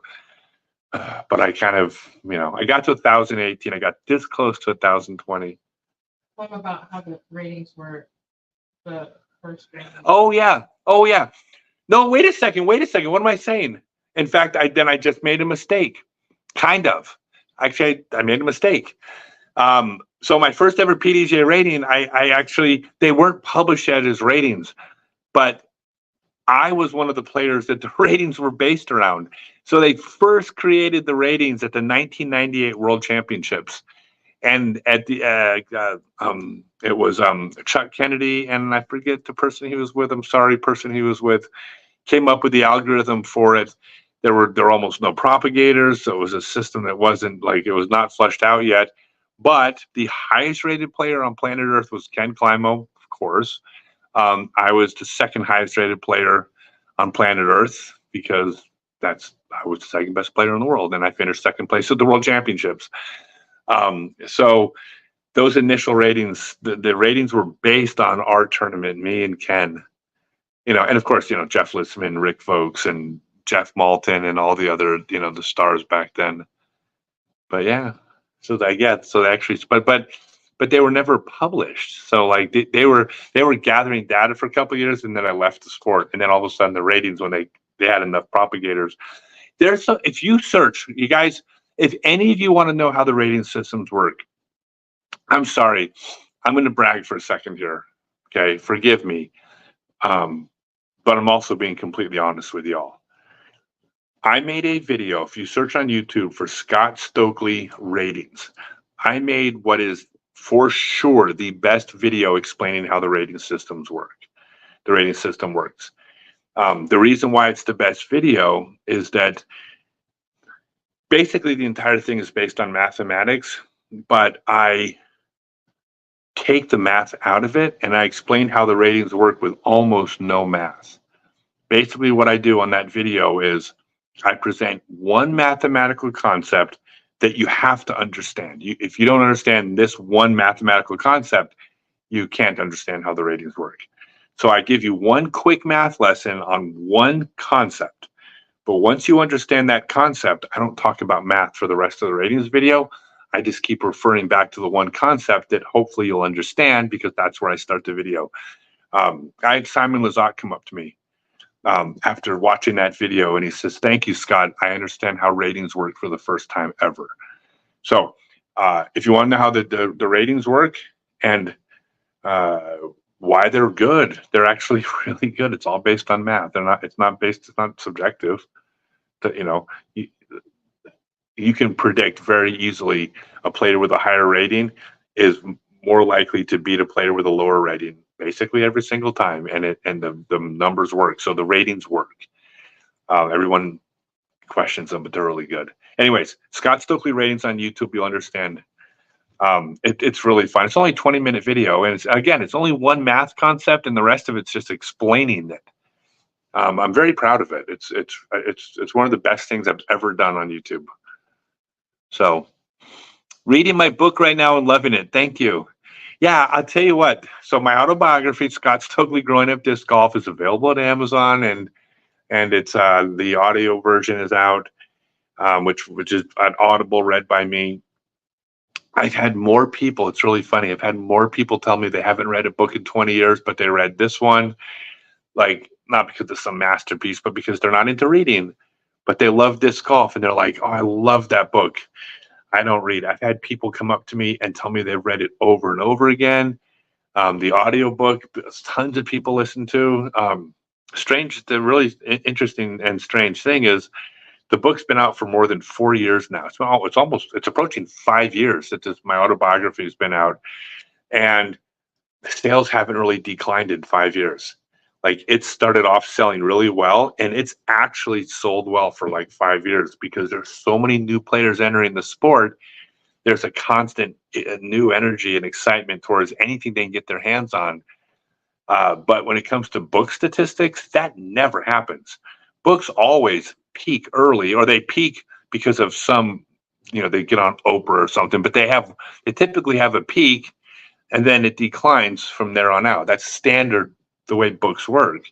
Maybe a couple little peaks in the middle for whatever. If a movie comes out based on the book, it spikes again. But I mean, it's a pretty predictable decline. My book has been steady in sales for 5 years now. It's incredible. And I think it's really good, in my opinion. Thank you for reading my book. I'm glad you enjoyed it. It's not PG. Don't listen to the audiobook with the kids in the car. Any clinics in New Jersey? I will 100% be doing a full day seminar in New Jersey. I have not announced the dates yet. If you go to scottstokely.net, this is for everybody. Get on the mailing list. You'll be the first to be notified when I post all my upcoming East Coast seminars. And I cap my full day seminars at 6 players, and they all fill. So don't. You were asking about Vermont also on Instagram. Vermont. I'll have to look into Vermont. I don't know if I'm doing Vermont or not. I know I'm doing Ithaca, and I'm heading to Maine. It needs to be, so it's 6 players, so it's not cheap. And so there needs to be a big enough population center. So I might put the feelers out to see if there's enough people in Vermont. They cap at 6 players. If I get the first 3 or 4 people to commit, I'll post it, because then we'll always fill the other 2 with other players. So there's a good chance. Do you have an idea of when disc golf will be an Olympic sport? Is that from Instagram? Mm-hmm. Do I have an idea when disc golf will be an Olympic sport? No. So it's funny because the holy grail forever in disc golf was like, can we get on ESPN? And then it was, can we get on ABC or NBC or CBS? And can it be an Olympic sport? And those things were so important back in the old days, because that was like, if you weren't on ESPN, you didn't exist. And if you weren't in Olympics, you weren't a real sport, right? I don't think that's the case anymore. Like, I could give 2 shits if we get on ESPN. Like, it's not even a thing anymore. Like, we can be an independent thing and be wildly successful. I mean, we've been growing steady for 46 years. And so, yeah. So we're going to be in the Olympics for sure. I mean, 15 million people play it. Like, that's plenty big enough to get in. Personally, I think the Olympics has gotten it's really kind of political, and I don't know. It's not the Olympics I grew up with, for sure. So maybe that's a personal reason. I'm like, nah, maybe it doesn't seem like it's as important as it was. But the idea of being on network television, I almost think is irrelevant at this point. Like, why? We don't need them. It's kind of like if you have a TV show, can we get on ABC? Well, do you really need them? Oh, we're producing a movie. We got to get on some mainstream theaters. It's like, do you really need them? Like, oh, if you're a band, do you need to be on a major label? Not really. So I think a lot of the culture within all these things has changed where you don't necessarily need them. You're also subservient to them. Like, you don't get to go on ESPN and then do it your way. Like, they'll change the sport. They'll do it their way. They have the money. They have the control. I don't know if that's a good thing. I'm not saying it's a bad thing. I'm saying I don't know that it's a good thing, and nor do I care. Here's one. Let me say one final thing about this is that I think there's a misunderstanding about the success of disc golf and how successful it is. Um, People talk about the pro tour and the people on, like, say, the PGA tour making more money, or it's on CBS or something like that. You're talking about disc golf for 100 people. 15 million people play disc golf on the recreational level on up. 100 people are on the pro tour. So as much as I want to see success, and it's like, oh, sure. I mean, of course, I wish my friends on the pro tour made more money and, it got more public recognition, but that's 100 players. That is nothing whatsoever to do with the success of disc golf. How many people enjoy going to league? How many people enjoy playing recreationally? How many people enjoy playing with their families? How many people enjoy going to B and C tiers? How many places around the world are taking up disc golf for the first time? So I always kind of be wary about when people try to compare our sport to ball golf. They're only talking about for this fraction of the people that play the sport. They're saying it's not where, like, say, ball golf is. Aside from the pro tour, name one other area where disc golf isn't kicking ball golf's ass. For the 15 million people that play disc golf and can play for an hour and a half afterward and can take their families out and can afford to play and can start the game for $20 without covering the ground full of pesticides on only 12 acres of land that no one else wanted because it used to be a landfill and now it's covered with rocks and boulders and we're using the land. I mean, disc golf is crushing. And I would sure love this other side to get their piece too, but they're a small part. My opinion, just my opinion. What's one thing from the disc golf past that you wish had stuck around? What's one thing from the disc golf past that I wish had stuck around? Oh, that's a good question. So, okay. I say I wish it would stick around, but it was inevitable that it would change. So here, I'm gonna really get on my soapbox here, everybody. Y'all ready for this? I'm gonna drink coffee so I can get on my soapbox.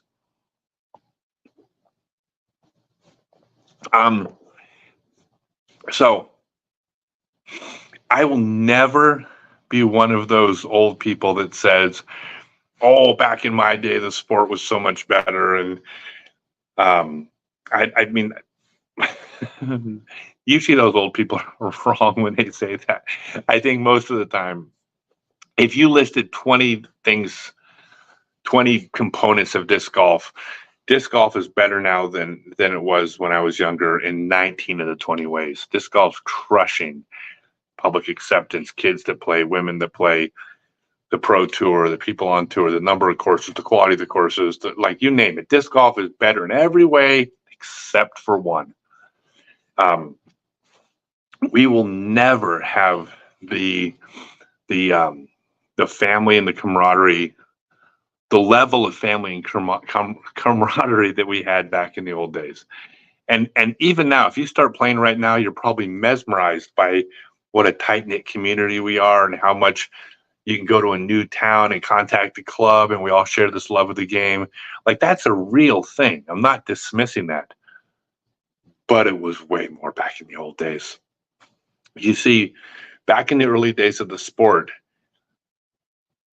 pretty much in my opinion, everybody that played Frisbee, seriously, any type of disc sport was kind of a misfit. Like, why would a grown man or a grown woman spend their afternoons in a park playing with toys? Like, nobody understood why we did what we did except for us. And we all understood why each of us did this thing because we did it too. And that created this kind of like an us against them mentality. Like we really felt like disc golfers against the world because nobody knew what we are. And as soon as they knew what we are, they didn't think it was a real sport. They didn't think we were athletes.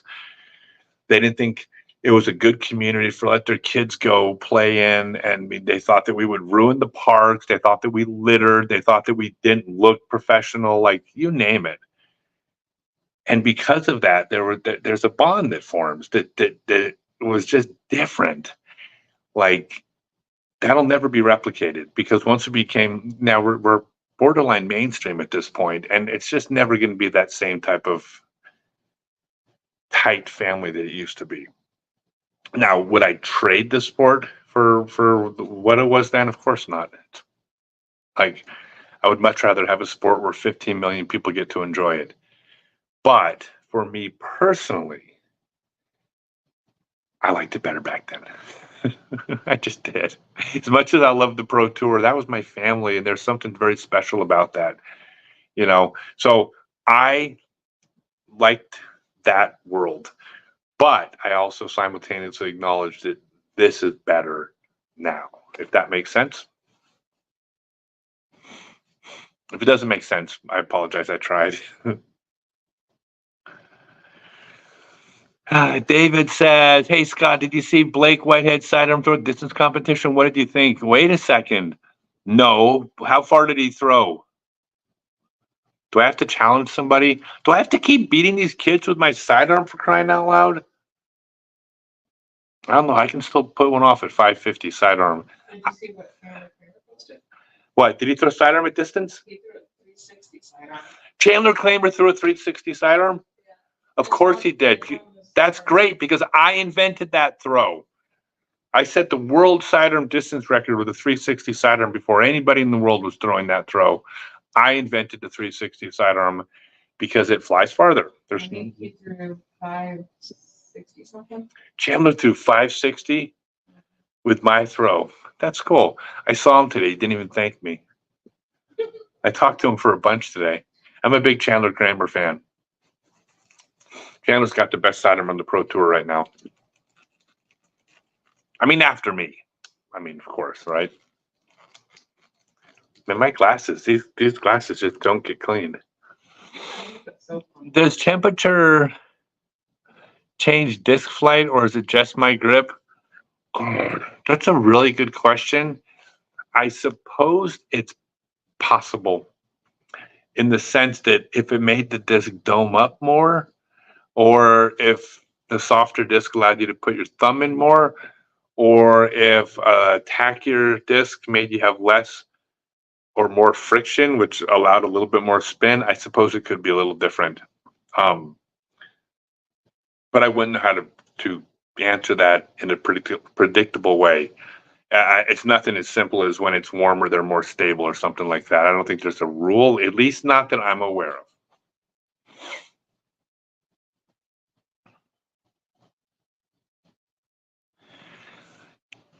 What did I think of the VIP trailer at the Des Moines Challenge? Thank you for taking some time to chat and take a picture after your round.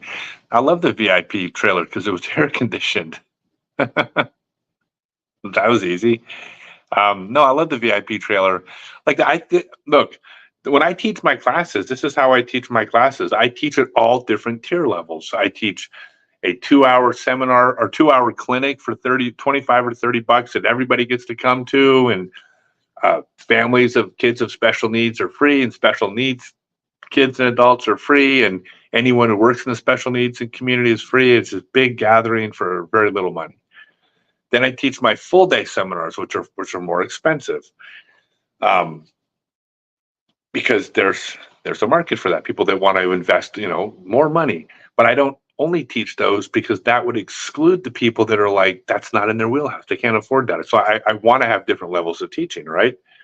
But I also have 2 tiers above my full day seminars. I do multi-day retreats. So I did 2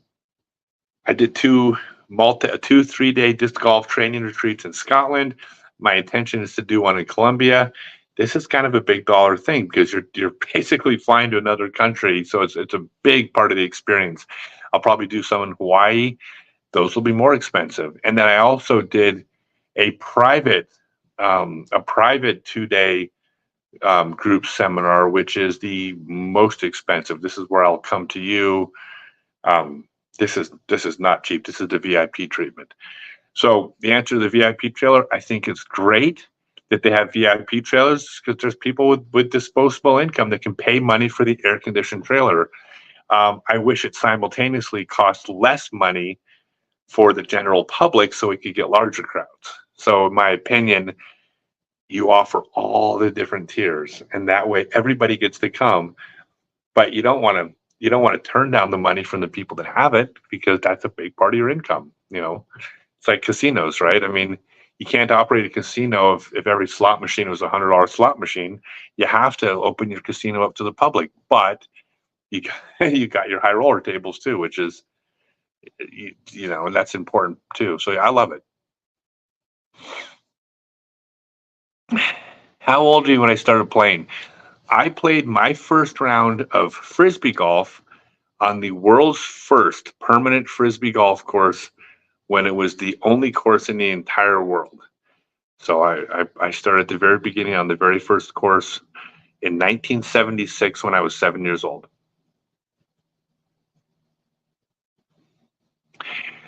You lost your Stokely Berg in the Pro-Am, and you wanted you to sign the day before the tourney. Oh, well, you can get a Stokely Owl. I'll sign that next time I see you.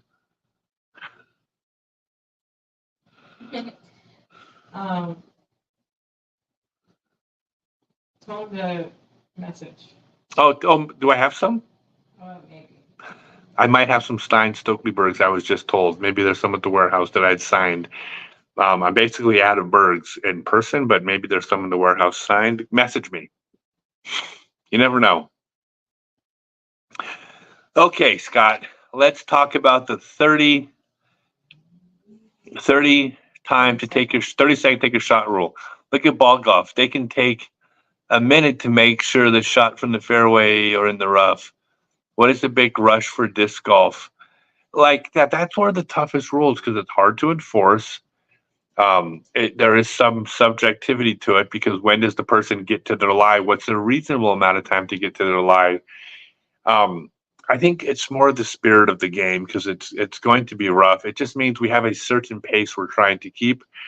The big rush is that you're trying to push a certain number of players through the course at a certain day. You have the flow of the event itself. That let's say you have a lead card and you're filming the lead card. Well, what happens if the lead card has a backup? Well, that's dead time. That's terrible television time. Like if you're on the PGA Tour and it's like, okay, we're going to be talking about ball golf for the next 12 minutes because there's a 3-group backup on a hole. Like that don't work. That don't work for coverage. So you need to keep it afloat. So I think it's just trying to keep a pace. And I don't think 30 seconds is a rush. 30 seconds is a lot of time. It's plenty of time, and in fact, players have adapted to it really well. But again, it's just one of those things where, like, honestly, most players at one time or another have gone up, stepped up to their eye, looked at it, realized they had the wrong disc, went back to get their disc or something. And yeah, they've crossed that 30-second line. Nobody's getting called on it because that's not a habit. It's not a pattern of behavior. It isn't slowing down play. It's a situation you've been in and I've been in. We kind of just don't, like, we're not out there to get each other. But it does set a precedent for that player that takes too long on every single shot.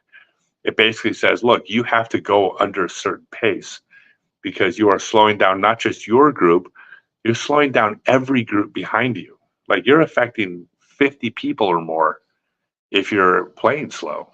And that just, it's not good for coverage. It's not good for the vibe. But nobody's calling someone on making one mistake.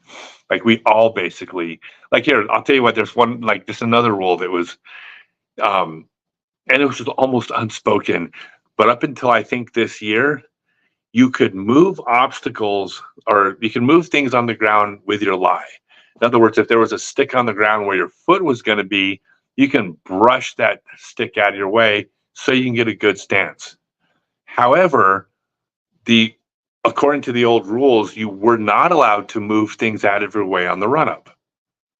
Okay, well, that was stupid, right? Obviously, you have sticks, you have pine cones, you have stuff on the ground. Like, it's dangerous. You twist an ankle, you blow out a knee, you slip, and it doesn't change the hole or the shot or the lie. It's just giving you a chance to run up. So you weren't allowed to just kick the sticks out of the way of your run up. Well, guess what? Everybody did.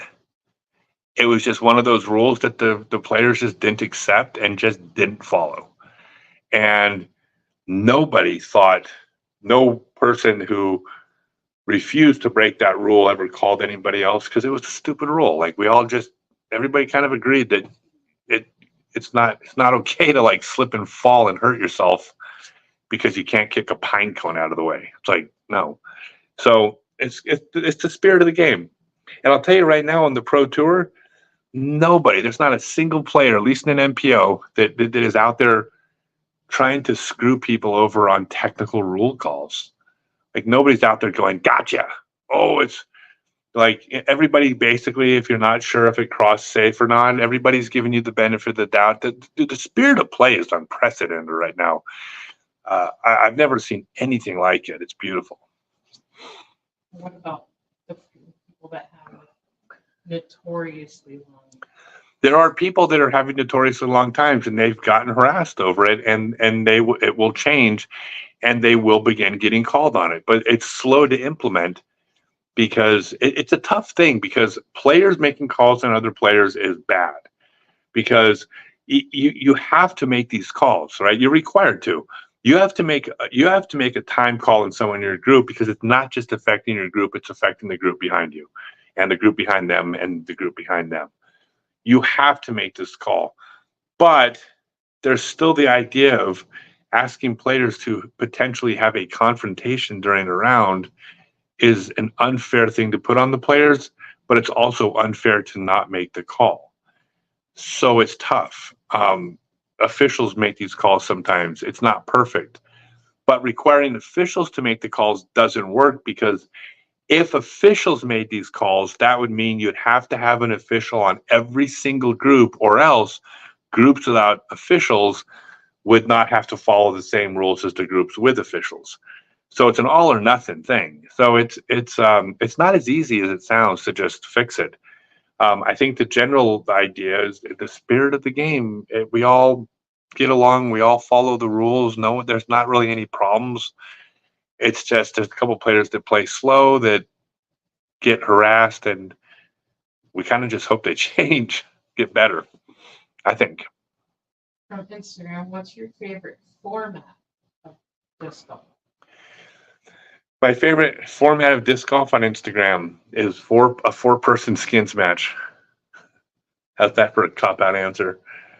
No, I mean, I like 4 rounds. Maybe it's just traditional. It just seems like that's enough golf to determine.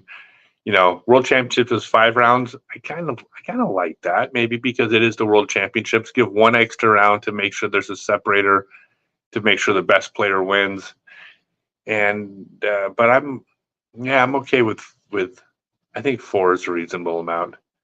I think 3 is kind of fun though on the Pro Tour, because when you do a 3-round tournament on the Pro Tour, the smaller the sample size, the fewer number of holes, the wider range of people you're going to have win. More people can win a Pro Tour event that's 3 rounds than can in 4 rounds. Like, every single person out there can win a 1-round tournament, right?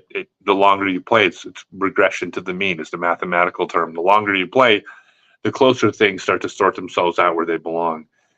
And 3 rounds is not so long that you don't get some Parker Welks, that shocked the world. So I do like 3 rounds for regular tournaments, 3 and 4, but I think 5 for Worlds. I think they got it right. What about alternate frisbee games? Yeah, double discord. It's the greatest frisbee game ever created. And I got to make the video for Shoot, I did the voiceover for a double discord video, and then I have to add a part, and I just realized I didn't finish it like I was supposed to a while ago. Oh my God, I'm such a jerk. I recorded the audio for a double discord video to teach people what double discord is, and I just realized I dropped the ball on. I got so distracted I didn't realize till right this second that I hadn't done it yet. So thank you for reminding me.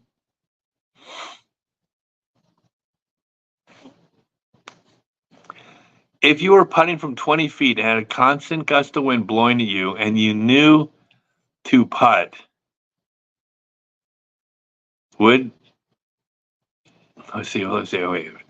If you were putting from 20 feet and a constant gust of wind is blowing at you and you knew to putt would be impossible to make it, like, is it 20? I guess I don't understand the question. Is a 20-foot putt in a big gust of wind? If the wind is howling at you. If the wind's howling at me for 20 feet, Yeah. It depends. It depends on the situation. Is it just impossible? No, it's not impossible. I mean, the key to putting in the wind is to putt flat and to throw flat. So here, I'll give you the wind lesson. There's two. I'm going to give you guys a piece of gold. I need 90 seconds to explain wind. So first off, this is a big secret. Not a lot of people know this. There has never in the history of disc golf, and nor will there ever be in the history in the future of disc golf, somebody who is good at playing disc golf in the wind. Okay, not only does wind create a far larger variance and require you to be far more precise on your shots, when it's windy, you can't predict what the wind's going to be doing 10 feet in front of you, 50 feet, 100 feet in front of you. There's a randomness to it. Nobody is good in the wind. The people who succeed in the wind are the players who suck less in the wind than everyone else. That might seem silly because that might seem obvious. Well, yeah, whoever plays the best or whoever sucks the least is going to win, right? But it's not. It's a mindset. Whoever sucks the least will win in the wind, which means if your mindset in the wind is to play well because you want to play better than players and shoot well, you will lose because nobody's good in the wind. If your mindset is, I'm going to suck less than my competition, then you have a chance of winning. So what does sucking less look like? Sucking less means laying up 30 footers. Sucking less means not throwing risky shots when you're putting the disc high in the air. Sucking less means stepping up to a 250-foot hole that you know you can reach, but not trying to throw it to the basket. Instead, aiming 60 feet upwind of the hole so you have a 60-foot approach shot to play for your par, even though you could have got there, but you risked a chance of having like a 30-foot headwind putt. Playing to suck less is the mindset to playing in the wind. Like, I'm willing to bogey as long as I don't double bogey. That's how you win in the wind. Now, having said all that, that doesn't mean you get to lay up and play conservative all the time. You have to throw shots. So there's two parts to the wind. The first part is to try to suck less, not play well. The second part is that when a disc is flying flat, it effectively acts like a wing. And the wing is what humans have invented to best control what they do in the wind or with airflow. That's what wings are. It's humans manipulating the air to do the thing we want it to do. This is a wing. Now, the opposite of that is when humans want to give complete control over to the wind and not have to control of what the wind's going to do. That's a sail. So when you're a wing, you're kind of in control. When you're a sail, you're giving up control. So what that means is the more you throw a wing, meaning you're throwing the disc as close to flat, that is the closest you'll come to having control in the wind. The more the disc turns into a sail, the less control you have. So, the first rule, don't try to play well, just try to suck less. And when you have to throw shots, throw wings, not sails. And if you do those two things, that's how you play in the wind. What about if it's 30 seconds and you gotta throw that?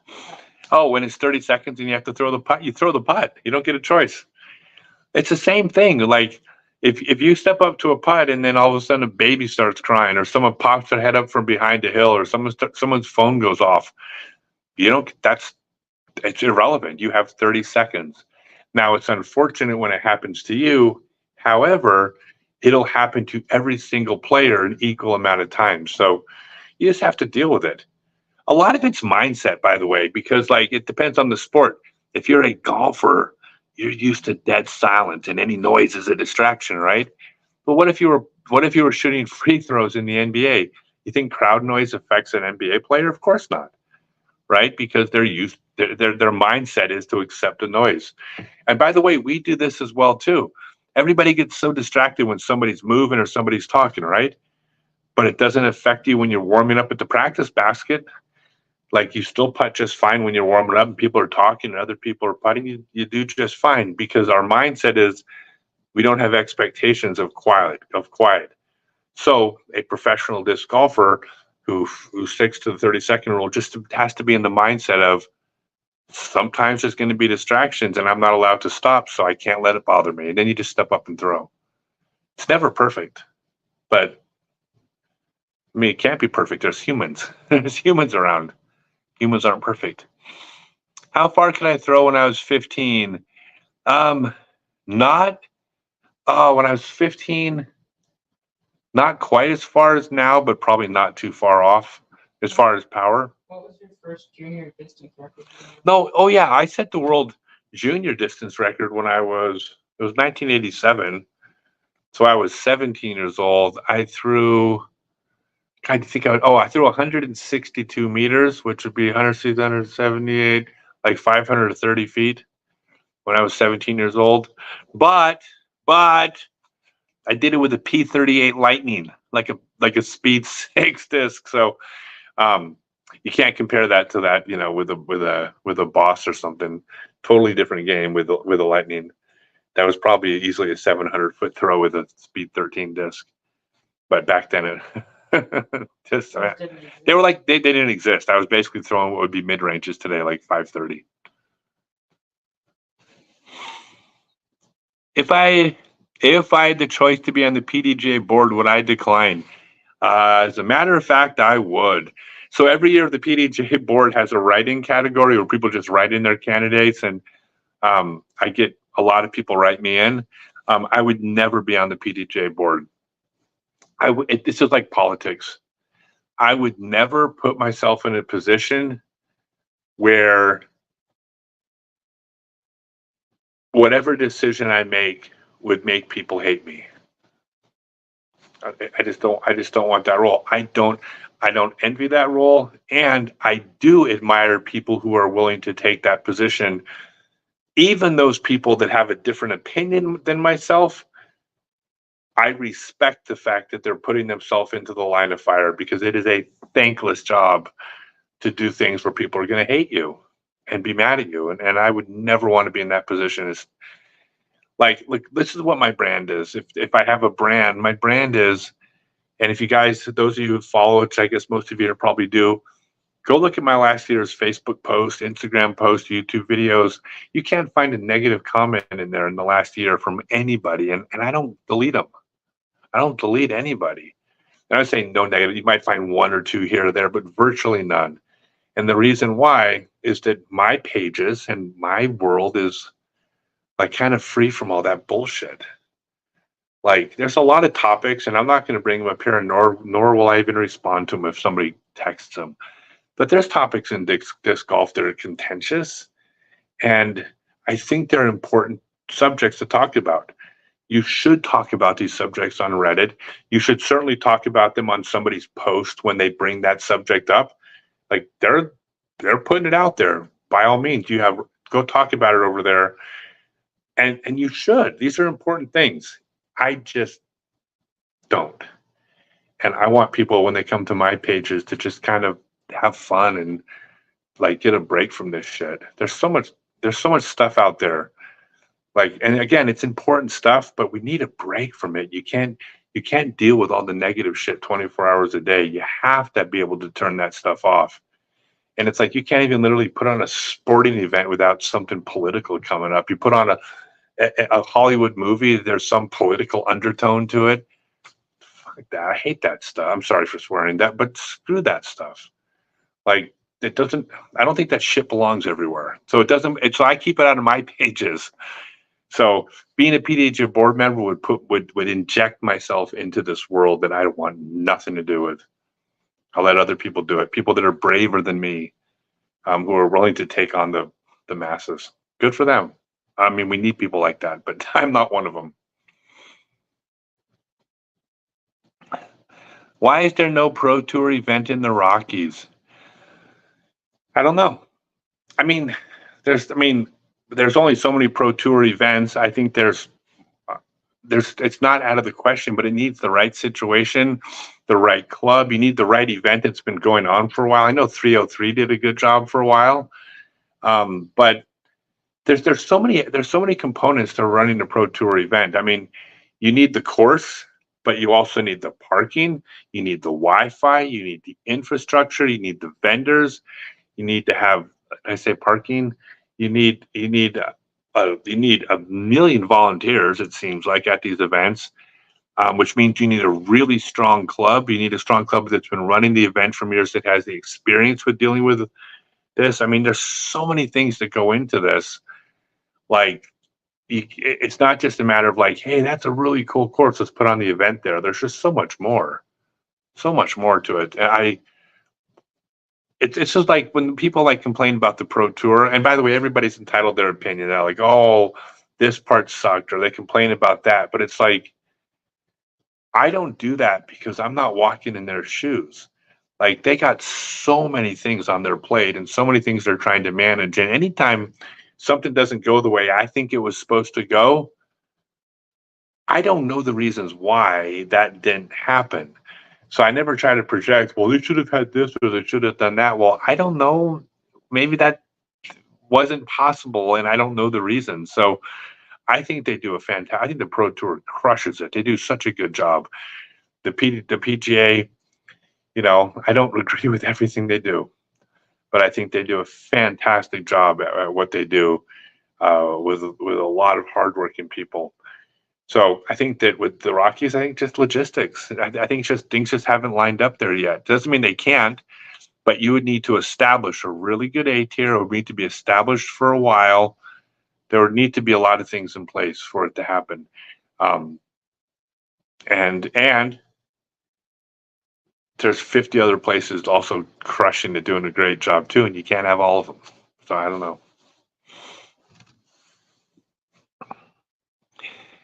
You can also limit massive OBs on a course by using the ball golf rule, stroke and distance. I think USDG hole 17 should be the way. OB should be the standard. A re-tee would stop the -40 par scores. Yeah, so there's a problem with that. The hole 17 at USDG, the problem is that it also slows down play. It creates backups. I mean, look, these are like, I completely respect your opinion because these are just opinions, right? But I personally would disagree because I think situations like when you're on the Pro Tour, a 2-stroke penalty for throwing out of bounds is a massive penalty. That could put you from 4th place into 11th place. So it's not like the penalty isn't severe for throwing out of bounds, but the massive blowups, the big scores, I think that, I mean, the re-tees, like oh God, that just logistically just could turn into a nightmare. And besides, you could fix the 40 under scores very easily. Make the fairways more narrow or the hole farther away, or stick it behind another obstacle. Like I think for the flow of play, like I think there should be even just more hazards. Like you throw a shot and then you face a penalty because you threw not in the landing area. But I mean, I love hazards. I think hazards in a lot of cases are great for that reason.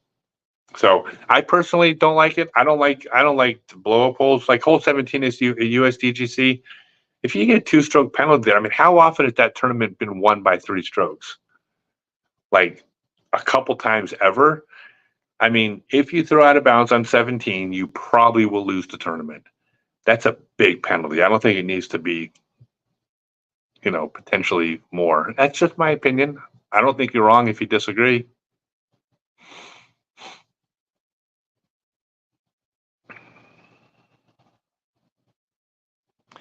Hello, Michelle.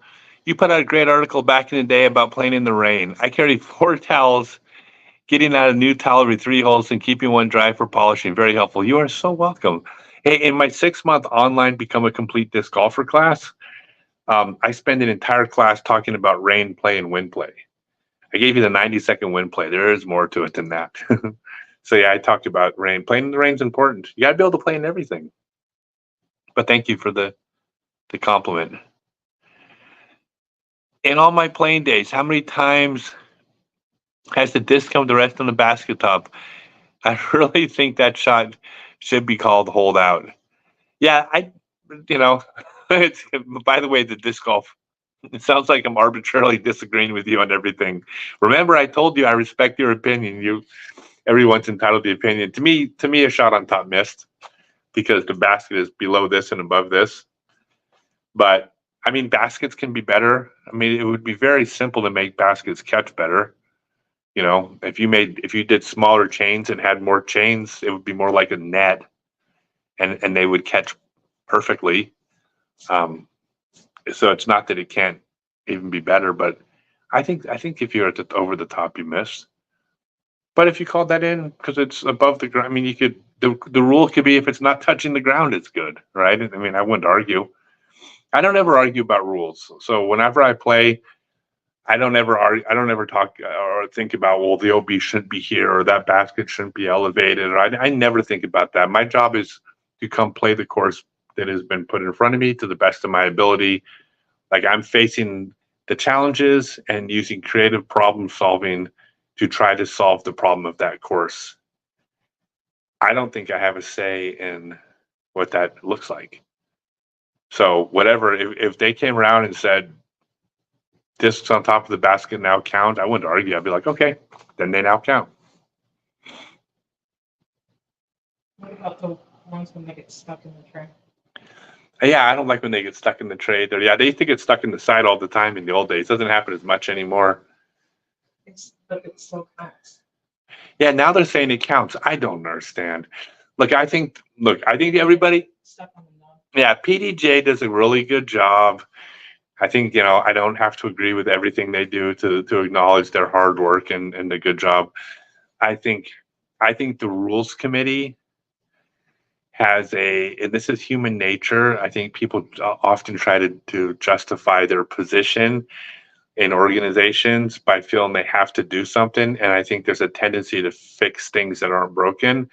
And there are some PDGA rules that weren't broken that they fixed.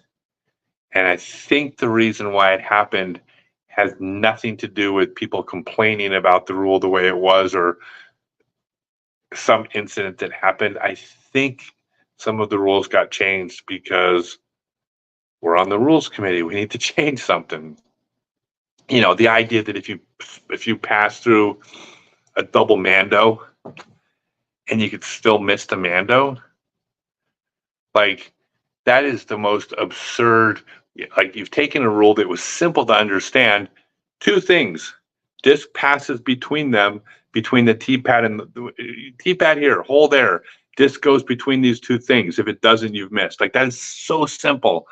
And then to change it to, you have to imagine a pane of glass on each side, and the disc has to cross the pane of glass. And if it crosses, I mean, it's like that is the rule wasn't broken. They just made something that 100% of players go, we disagree with that. It makes no sense. So I don't agree with all the rules, but it's not my job. It's not my job. I'm not on the rules committee. If I really didn't like the rules, then I should be a board member and get on the rules committee. And I already said I don't want to do that. So I have opinions, but I played by the rules they set in front of me. Do you think distance comes with time on top form or video yourself, etc.? No, I'll give you the quick. We talked about this earlier. I'll give you the quick recap. There's all these different things that have to happen for distance to get maximum distance. Like basically, your body, your height, your muscles, your flexibility, your fast twitch versus slow twitch muscles, how long you've been playing, your age, your health, like all these things come together to create a ceiling of how far you can physically throw if you do everything perfect. Now that ceiling is, there's a ceiling for everybody. Nobody's throwing 800 feet off a tee pad, right? So everybody has a ceiling. Doesn't matter if you're 6 years old or 66 years old, male, female, big, small, whatever. We all have a ceiling based on our physical ability. Technique is having proper technique and then practicing with that proper technique gets you closer and closer to your ceiling. So at best, you can get to your ceiling.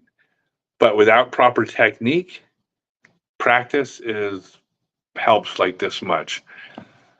Without practice, proper technique helps this much. So you got to do the whole thing. Now, you can raise your ceiling. Like for instance, and I'm sorry to say this, but if you're not in good physical shape, well, getting in better shape you'll raise your ceiling. Now, being in great shape doesn't make you throw far. You could be tall, strong, and athletic and still not throw far if your technique is bad or if you're brand new. But you will raise your ceiling on how far you can get. So everything matters and everything contributes to some piece of the puzzle. And then the goal, if you're an athlete, is to optimize what is possible. You know, you need to have proper technique. You need to practice, take care of your body, make your body strong, be healthy, make good decisions. You know, there's not one trick. It's everything. Like nobody in the pro tour throws with bad form. 0 people. Like you can't play at that level with bad form. They're all following fundamental rules the same. They have different bodies, but they're all throwing with the same fundamental rules.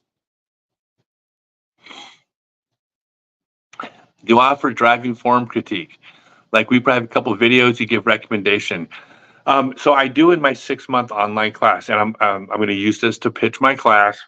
I have a 6-month class called Become a Complete Disc Golfer. My 6-month class is not a bunch of videos and drills to work on. That's YouTube. It's nothing I would charge for. The thing that makes my class, and this is directly addressing your question, the thing that makes my class different is you get multiple live classes every month. And those live classes take place several times during the day, which means you can find a time that works for you. You can definitely watch the recorded versions to get everything out of it. But my method of teaching is a step-by-step process that if you follow this step, you get this step down, you move to the next step, you add the next layer. You got to be getting this thing right before you can add the next piece. I've developed this process that is the most effective in the game of learning how to throw properly. But as part of this process in the class is you get an unlimited number of professional form reviews. I have 3 teachers in my class that have been with me for more than 3 years who are the best in the business at teaching disc golf. Throughout the class, you will constantly be shooting little short videos of you, uploading the videos, and getting the critique on what you need to work on from one or more of my teachers, my coaches. And it's an unlimited number of form reviews. And the reason why this is so important is that everybody learns at a different pace.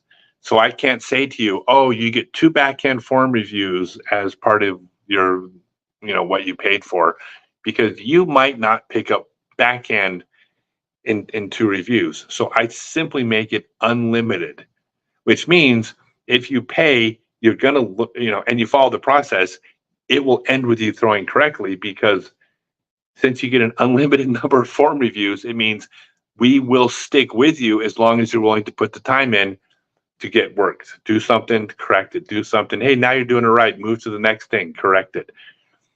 So yeah, that is you. Yes. So the short answer is yes. In my class, you get professional form reviews. And of all my teaching I've ever done, at least on the professional level, it's what I'm most proud of. My 6-month class is It's really good. I mean, everyone that takes it just, yeah. So go to scottstokely.net. That's the information.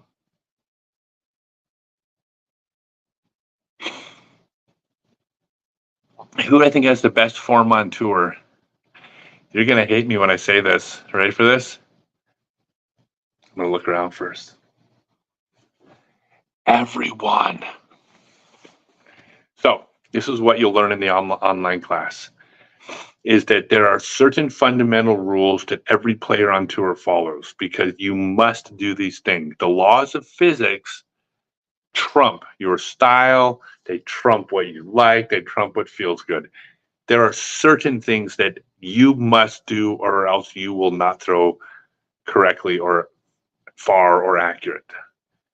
Everybody on tour does those fundamental things correctly. You cannot compete on the pro tour if you're not doing those things. Those are rules. However, every single player has a different body. We're different sizes, different shapes, different amounts of muscle mass in different area. Our joints don't align at identical angles from one another. We have a different range of motion within those joints, different flexibility. We have injuries, we have scar tissue. Basically, everybody's body moves differently in a way that is correct for them. I mean, when you watch 10 people walk, they don't look identical when they walk. Not because some of them are walking wrong. They are all walking exactly the way they are supposed to walk based on the shape and configurations of their hips. Well, throwing's no different. Every single person is throwing correctly based on the configuration of their bodies. So there is no, I'm sorry, but everybody throws correctly on the pro tour because they're just doing it with a different body. So when I look at players, I don't judge one form over another being better because you can't say that form is better than the other one on the pro tour. Again, I'm talking among the elitists, the best of the best, because if one person's shoulder is offset 3 degrees from someone else's, they're going to pull the disc at a different spot because one person's shoulder is more efficient here, one person's shoulder is more efficient here, but they're both pulling the disc in the correct spot for their shoulder. So you can't say one form is right, one form is wrong. So it sounds like I'm being dismissive on my answer, but I'm not. They all throw correctly. And it's El Yazra. I have to throw that out there because she is the player that I'm currently most enamored with as far as watching her play the game, because I think she's going to change the game. She's a special player, but they all throw right. I would like to see a tournament where yelling, heckling, and waving galleries are required. Lots of noise is easy to ignore. Almost quiet what is distracting. Yeah, see, I think that sounds like a lot of fun. I think the players would have a good time of it. I think could be fun. I think the problem is there's the landmine that might get stepped in here. I think if you allow that at one tournament, people would misunderstand and think it was funny at the next tournament.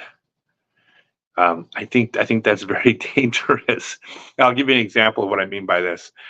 2 or 3 times, I had a bad tournament and I wasn't playing well, and everyone that follows me is so kind and so supportive and so loving, dare I say. And so I think on 3 different occasions, I said, all right, guys, stop being so damn nice to me. For the next 24 hours, I want you to tell me how I'm over the hill, I'm washed up, I'm delusional to think I could play out here. I'm like, don't hold back. Be as mean as you can. Just lay into me, light a fire under me, right?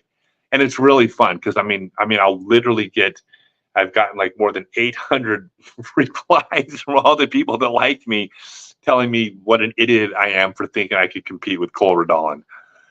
It's really fun, and about once a year I do this. For the next 6 months afterwards, people still occasionally post something mean and follow it up with, "Are we still doing this?" So I think that could be right, Adriana? Mhm. I think that is the risk of allowing it at one tournament. I think that you might get people to misunderstand and go, that was really fun. Everybody said it was a great time. Why wouldn't they like me doing it at the next tournament? And we're like, no. Hard to put the genie back in the bottle. Did I ever play Morley Field Disc Golf Course? And what was my best score there? I'm sure you know Snapper Pearson. I got a phone call from Snapper Pearson a couple months ago. Or when I got inducted into the Hall of Fame, he gave me a call. Yeah, I've known Snapper since forever. He was my DDC partner in my last big DDC tournament that we won. And I lived in San Diego for a while, of course. Morley Field's famous. I think it's the oldest pro shop in the sport. I think the oldest permanent pro shop. To the best of my knowledge, Dan Mangoni ran the first. Okay, to the best of my knowledge, because there's a West Coast bias here, but I think Dan Mangoni had the first mobile pro shop, but the first permanent pro shop was in San Diego, I think, and that was Snappers. But yeah, Morley Field's famous. In fact, there is a video of me playing disc golf as a 13-year-old kid on YouTube at Morley Field. Also part of the opening. Oh yeah, actually yeah.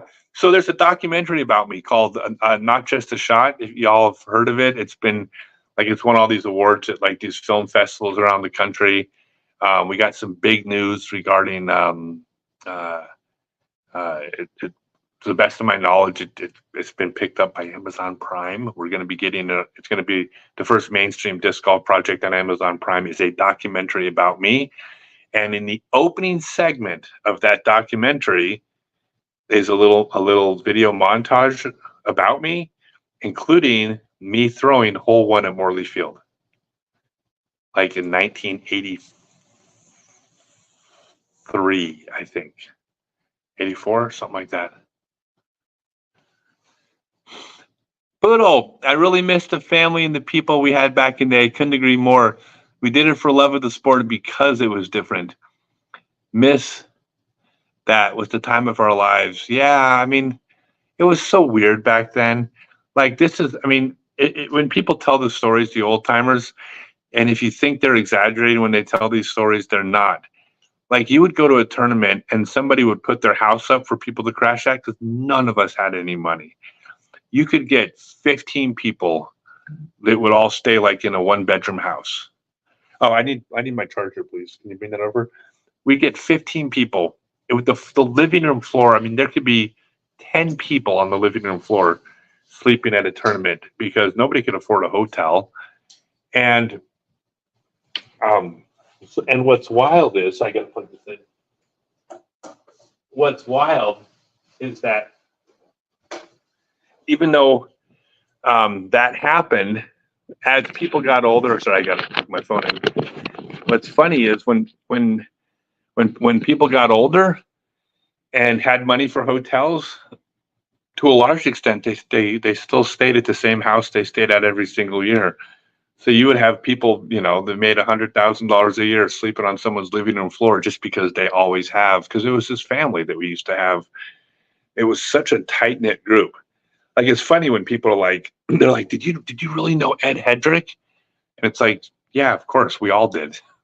Like if you knew Ed, like if you played, you knew Ed, because there just weren't that many people that played. If you went to the World Championships, that was literally everybody who was good at the game was at the World Championships, all 65 people or 110 or something. Yeah, it was different. How do I handle a bad round? Hey, what's up, Eric Jenkins? Everybody check out Eric Jenkins' Disc Golf YouTube channel. It's one of the funnest channels in disc golf. How do I handle a bad round mentally? I don't ever stress over a bad round because, God, this is going to sound so cheesy, but it's not that important. I mean, it's just not. There's so many like more important things than playing a bad round of frisbee. I'm in this really neat position where I'm still playing frisbee for a living, even though I run clinics and teach seminars. I'm running this disc company now. We have our new app that we're beta testing. By the way, if you all want to play our new fantasy disc golf game, we've done a soft launch. You can go to Google Play or iTunes. It's called Skyline Fantasy Disc Golf, and download it, and you can play the World Championships with us. We're beta testing in a full launch coming next year. But and join the Discord server, scottstokely.net/Discord, to give feedback on the game. But even though I'm working at a fundamental level, I'm still traveling around the world throwing frisbees for a living. So I would find it very difficult to be upset over a bad round, because like, who am I going to complain to? Like, I almost think it would be cringy if I got on Facebook and I told I have so many people that follow me that hang drywall and lay bricks and work on fishing boats and are, pushing papers in middle management, and I'm going to go tell you about my bad day playing frisbee golf. I think it'd be shitty. Like, I think I'm so lucky. And I'm answering your questions. How do I approach it mentally? I think I'm so lucky with the life I'm getting to live right now that it would be weird if I was upset over a bad round. I mean, a bad round of disc golf when this is what I'm doing tomorrow. Come on. Perspective. I mean, so I guess what I'm saying is just perspective. My life's good. Like you got a great wife and a great family. I mean, I'm saying your wife, but I mean, you guys, like, you get to come home to someone you love every night.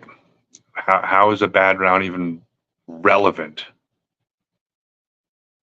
Right? I mean, my opinion.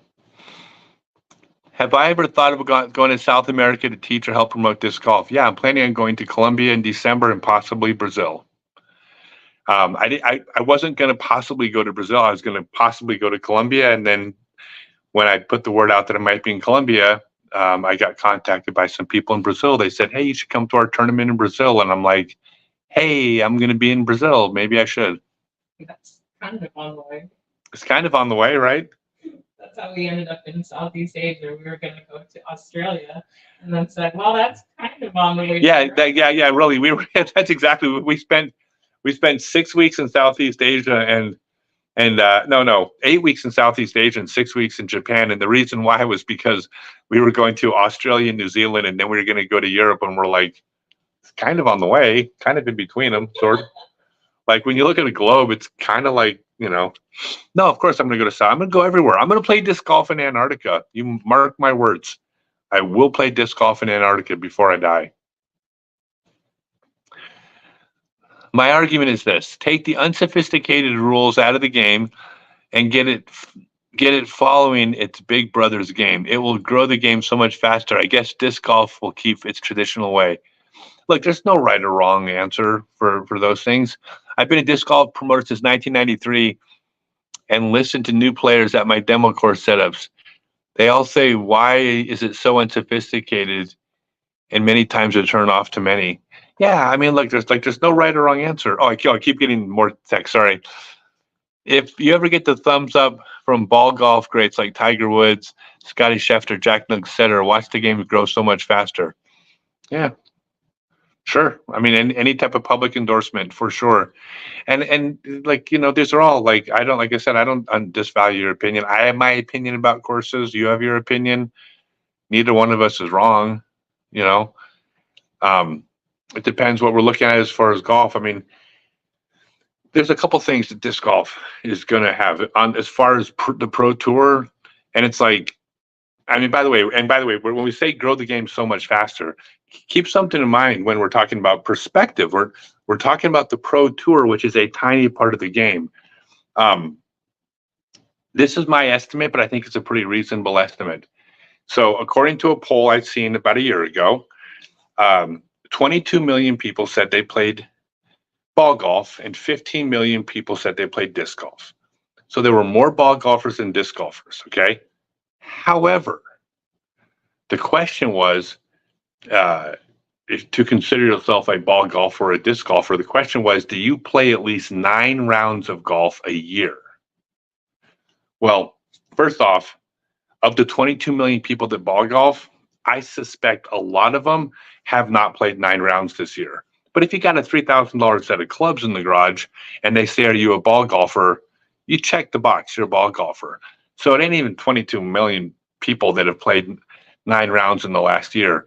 But even if they all have, the average disc golfer is playing 9 rounds a month, which means, and it's just the math, I'm estimating, but a pretty simple estimation on the math is that this year there'll be about 7 to 8 times as many rounds of disc golf played in the US as ball golf.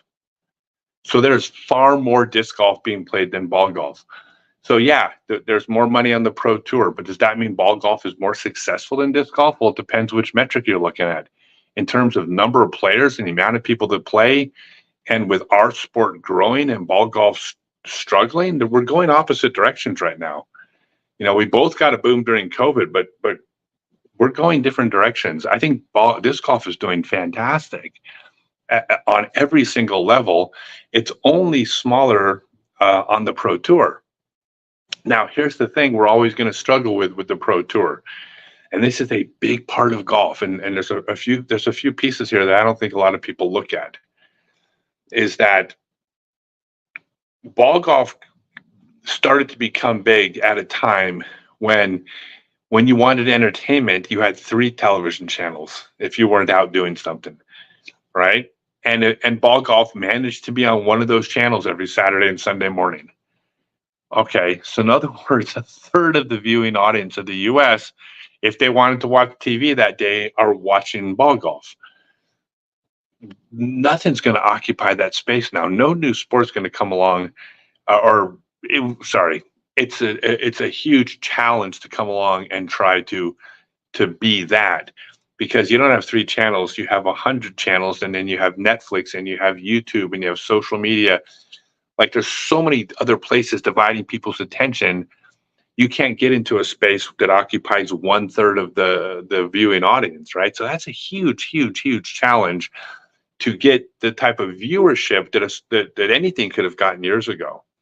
But there's a second thing, though, that happened with ball golf, which is the promotional value of promoting something when you are on 1/3 of television sets was an incredibly valuable promotion. Something that is going to be watched by a fraction of that many people because of all the other choices out there is never going to see the type of money that those sports see. So now the question is, if that's the case, because ball golf is now sharing people's bandwidth with all these other things, why does ball golf have so much money in it? And the reason why, and there's 2 reasons why. Number one, ball golf was a good promotional value in those days in terms of the number of people watching it. And now, if you're the CEO of Buick, you can allocate the millions of dollars because you want to have lunch with Tiger Woods when he comes to town, right? So you have a lot of old money, old promotional money that's going to carry over that may or may not have the value it used to have, but it doesn't matter. People, it's monopoly money at this point, right? So they're able to push money around at a different level because of that. But the second thing is because of the culture of ball golf, because of the high-end culture of ball golf that exists at country clubs, etc., the viewers in ball golf are worth more money per viewer on average than a person in disc golf, right? Like, look, if you're JP Morgan, well, there's whales out there that you could attract by marketing yourself to ball golf, right? If you're Lamborghini, there's a high markup on Lamborghinis if you market to a ball golf crowd, where disc golf is not the same demographic of viewers. So there's smaller viewers, but the fact is the high dollar people out there are still watching ball golf because of the culture of what ball golf was. It was elitist, it was country club. It might be a lot less of that now, but it's still a real thing. So there's a lot of things that make it a real challenge for the pro tour of disc golf to ever reach the ball golf pro tour level. It doesn't mean it's not going to grow and get bigger. And I'm not rooting against it. I want it to become wildly successful. But there's logistical differences between a ball golf coming up in the Tiger Woods era and disc golf coming up in a social media era. It's just not the same. It's not the same world we live in. So that is going to be a challenge. But take away that one metric of the pro tour, in terms of courses going in the ground and people playing, disc golf is crushing ball golf, and we are going to be significantly larger on a participation level than ball golf will. all you got to do is track the stats. Like we will pass ball golf and not look back. So I think that makes our sport wildly successful, in my opinion. When can we do a video together? When do you want to do a video together? Let's do a video together next time you see me. Wait, you do mean disc golf video, right? Jason Moon, would you agree that mid-range and putter driving form is different than driver form?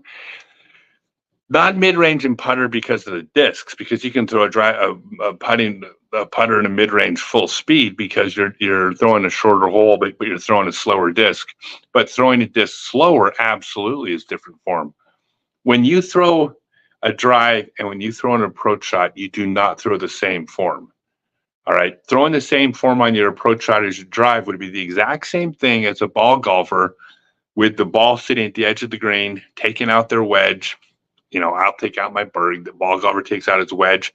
Well, the ball golfer doesn't do a full identical driving swing and then just go slowly with the club. No, they change their form. They shorten their backswing for a shorter shot. So yes, you are correct. We will fundamentally have different form, not because of the disc, but when you're throwing the disc slower, then that's just your form's different, because the one thing you don't do when you're trying to throw the disc slower is you don't just throw the disc slower. You do change your mechanics for sure. Okay, Scott, if a person has tendonitis in the wrist, is disc golf going to be disc golf and frustrating to play? I have it now, and now only putting is fun on my A-Strun course. Yeah, so I tread lightly when it comes to injuries. Like I'm always careful not to overstep my knowledge base. What I believe is with proper form, it is very low impact on your body when thrown backhand. I don't think backhand should ever hurt with proper form. When your body's moving the way your body's meant to move, it is so low impact. Now, that is not the case with sidearm, and this is an unfortunate reality. And believe me, as a teacher who's trying to market my classes, I would love to say sidearms never hurt. But the reality is the sidearm throwing motion is a higher impact motion on your arm. It's higher impact on your elbow, and it's higher impact on your rotator cuff and bursa sac. So even when throwing sidearms correctly, sidearms can make you sore. So I never tell people that with proper form, sidearms don't hurt.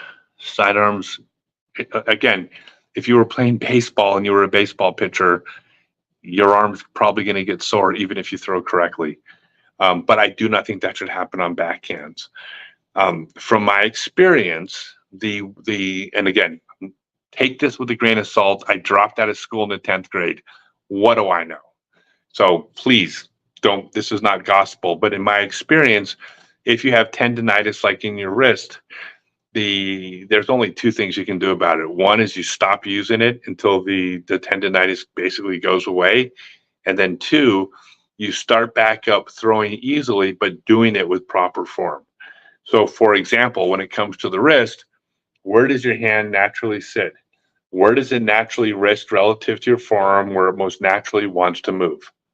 Okay, this is where your hand should be every backhand throw for the rest of your life.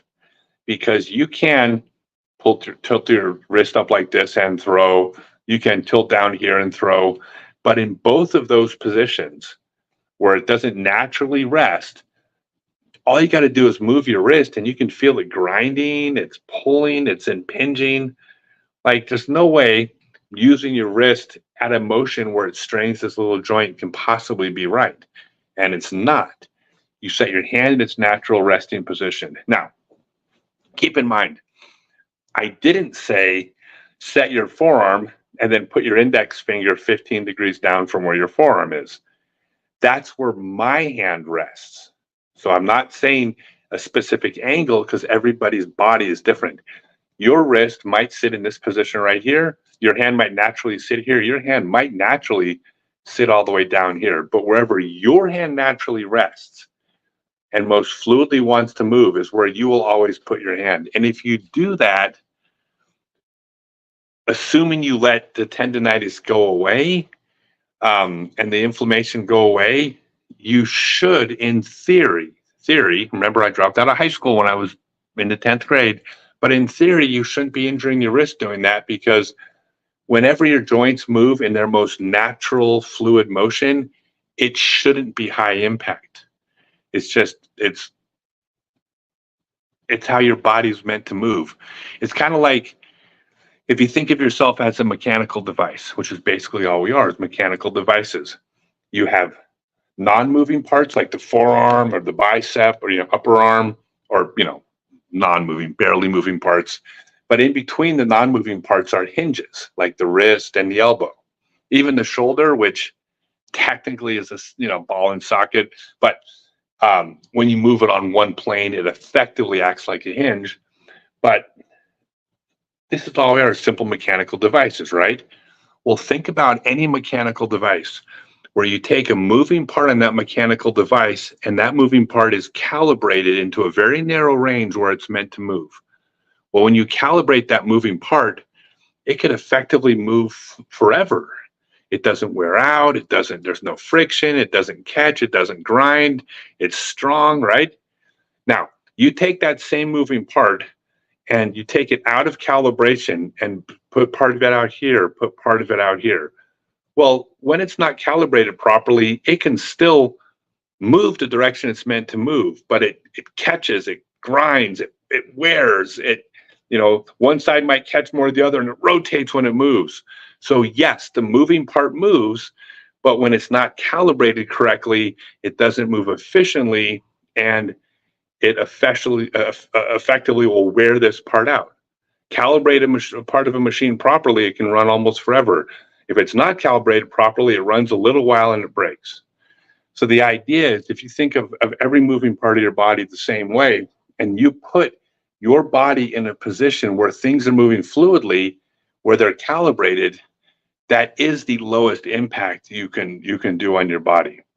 So when it comes to the wrist, and by the way, when I teach my online class or my full day seminars, which you can read about at scottstokely.net, when I teach these classes, it is about finding how your individual body is calibrated to move. And I got to add one piece. I am not saying you get to throw any way you want to. The worst advice in disc golf is just figure out what works for you and do that. It's like, no, there's a right way to throw. There's rules to follow. Like, you got to do things a certain way.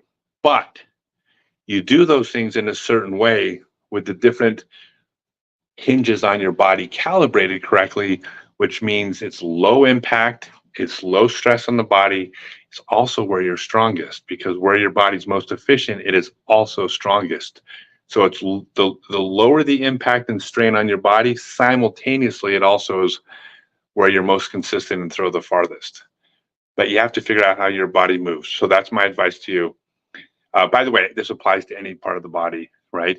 But the reason why I gotta let the inflammation go down first is, even if everything is calibrated and moves properly, if it's already inflamed, you might just keep irritating it, even though you're doing it right. You kind of got to let it heal and then work your way back in. That was so long, everybody. I was watching the numbers and nobody left, but I mean, I'm just a teacher at heart, and it's like this is the stuff where I share this, and then I know that people watching go, oh, well, let me try that. And then all of a sudden they're like, oh my God, I don't hurt anymore. Now I can play disc golf the rest of my life instead of having to quit. So I don't like to give short answers when it comes to things like this. I want to give thorough answers because I want to help people. Have I ever played anywhere in Southwest Missouri on what course? Not really. I really have only played the Kansas City courses. I mean, I've been to Joplin, but I haven't. Branson. I played a couple holes in Branson. Is that Southwest Missouri? Yeah. By the way, if you guys haven't been to Branson, Missouri, it's the greatest city in America. It is. I would have to say. Wouldn't you say it's the greatest city in America? It's highly entertaining. Oh, it's the greatest city in America. No, I'm going to tell you all a story about Branson, Missouri. So we were driving from Denver to Nashville, and we had like 9 days, and we wanted to stop. We were going to spend. This is true story. Adriana, if I say anything that isn't true, just yell out liar. All right, I'm going to back me up on this. So, anyways, we're driving from Denver to Nashville, and I said I want to stop in Branson to see Branson, Missouri, for the afternoon. But we're only going to be there for the afternoon, and we go to downtown. By the way, if you've been to Branson, Missouri, you'll know this is true. So we go to downtown Branson, Missouri, and now you know how stores sometimes like they don't limit themselves to one product line or product category. You're trying to make more money, right? So you kind of branch off, and you sell golf discs and incense, right? So the very first store I saw had two products. It had Bible memorabilia and concealed carry purses. The store next door, Bible memorabilia, concealed carry purses. And the store next door to it, Bible memorabilia and concealed carry purses. And I looked at Adriana, I said, book us a room for a week, right? Mm-hmm. And I'm like, we need to spend some time in this town. By the way, if you've been to Branson, Missouri, I'm not making this up. Like, that's all they sold all downtown. It's Bible memorabilia and purses to put handguns in. That's it. That's their industry. And we had the best time. And I'm going to tell you, and I don't want you to think I'm making fun of Branson, because a lot of it's totally absurd. Silver Dollar City, the amusement park in Branson, and I've been to every amusement park in the country. I love amusement parks. I like roller coasters. Silver Dollar City, in my opinion, is the greatest amusement park in all of the U.S. Is it your favorite also? Yeah. It's number one, right? Oh, for sure. Yeah, she says for sure. Dude, this is the most... I've been to both Disneys. Yeah, we have been to both Disneys, Universal Studios, all of them. I've been to Cedar Point. Silver Dollar City. Let me tell you guys about Silver Dollar City. It has 5 roller coasters that are all good. They're small, but they're all top notch. They're excellent roller coasters. But here's the thing about Silver Dollar City. It's the only, they always say they're for families, right? Every amusement park says it's for families. No, they're not. They're full of shit. They're selling sodas. A Mountain Dew costs $13 at Six Flags. Like, don't tell me that's family entertainment for families. You're corporate lying assholes. Silver Dollar City, you could get a full meal there with a drink in the amusement park for $10. And I asked management, I said, why is this $10? And they're like, well, if we charge more, families can't come. And I'm like, thank you. They're actually like, right? Am I right? Yeah. They're actually like not hypocrites. They're not full of shit. So anyways, so we go there at Christmas time. It's one of my favorite stories. We go to Silver Dollar City at Christmas time, and they advertise 10 million Christmas lights? There's like 10 million Christmas lights in their and they have a train that goes through the whole amusement park, right? You get on the train, there's a tractor on the park, right? And so we get on the train because we're going to see 10 million Christmas lights. And we go through the lights, and there's this, Santa Claus and the reindeer and all the trees and everything. And then all of a sudden, you get to like the edge of the park. God's honest truth. You get to the edge of the park, and this gate opens up, and the train leaves the amusement park, and it's at night. And then all of a sudden, the gate closes behind you, and the train is going down the tracks, and it's pitch black. You can't see a thing except you've left the park. Like, trains aren't supposed to do this, right? It's very unnerving. The entire amusement park is behind you, getting smaller as you're on a train into the middle of nowhere in pitch black. And then all of a sudden the train stops, and this light comes on, and there's this old man sitting in a chair, and then he talks to you about Jesus for 10 minutes. Then the lights turn off, the train starts off, and then it takes you back into the park. It was the strangest thing I've ever seen in my entire life. And then you get back to the park, and it's just back to life as normal again. Dude, you got to go to Silver Dollar City. It's unbelievable. That's a completely true story. It was the best thing I'd ever seen. I mean, you like when you're on a train, trains don't leave parks because like if you were in a car and they drove down a road, it wouldn't be that weird. But it was a train to the middle of nowhere. The disc golf. I still have your VHS instructional video from the early '90s that showed the way to throw a sidearm. Yeah, thank you, man. I appreciate that. I was very proud of those at the time. I think they're dated now. I teach quite a bit differently now, but I appreciate. I mean, at the time, I think they were really good. My instructional DVDs. What else happened in Branson? Everything about Branson, Missouri was great. Oh, let's see the shows and. The shows. So Branson, Missouri is Christian Las Vegas. It's just it's Las Vegas, but there's basically, do they even serve alcohol in the city? I mean, they do, but it's not. It's not really. So it's not a party culture. It's not a drinking culture. By the way, we're not religious, but we also don't drink. So like, for us, like Vegas can get kind of annoying because of all the drunks. Drunk people are no. By the way, my apologies to all my followers who like to drink, but when you're not drinking, all of you are annoying. Is that okay to say? I think my audience is going to click off when I say, I'm sorry, drunk people are annoying if you're not drinking too. So Branson doesn't have that. At Branson's just all families, and it's got to. I don't know. Like I said, I'm not even like a little bit religious, and we thought Branson was. We loved it. It's fantastic. Am I going to be the oldest to win Worlds this year? Yes, I am. John, what's up, John?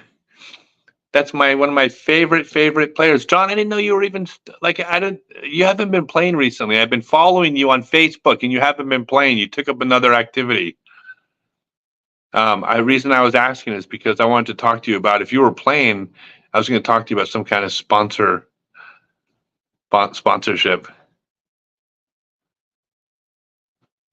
Marvel? No, we can talk, John.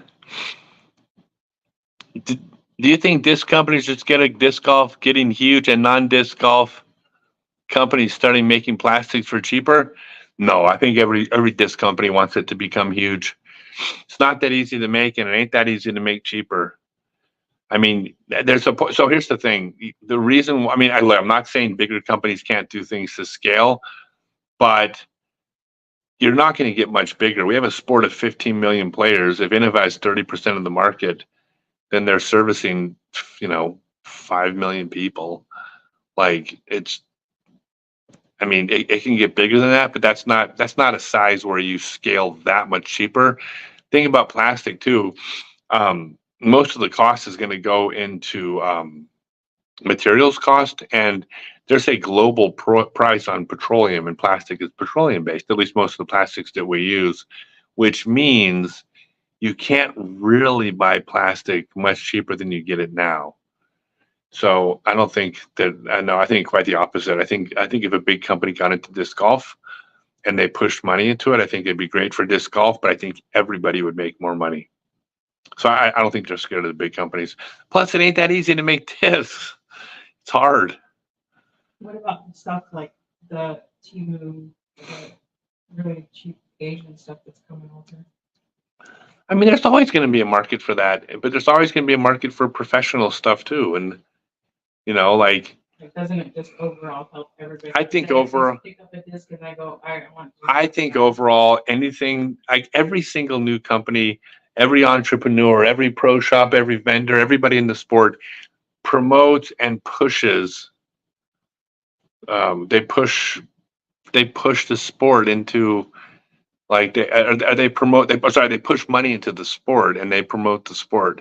They do social media for the sport. So everybody, I think the rising tide raises every ship. Like I think anything that helps the sport helps everybody. I think the biggest threat to the big companies is me. Right? Because I'm doing things differently. Hey, I'm going to tell you all something, and I really want you guys have to promise me none of you will repeat this. So don't post this to social media or tell anybody. I'm going to let all of you in on a secret. all the people, all the big companies that manufacture golf discs, like all those people that created these companies, all the owners of these companies, they're all going to work for me someday.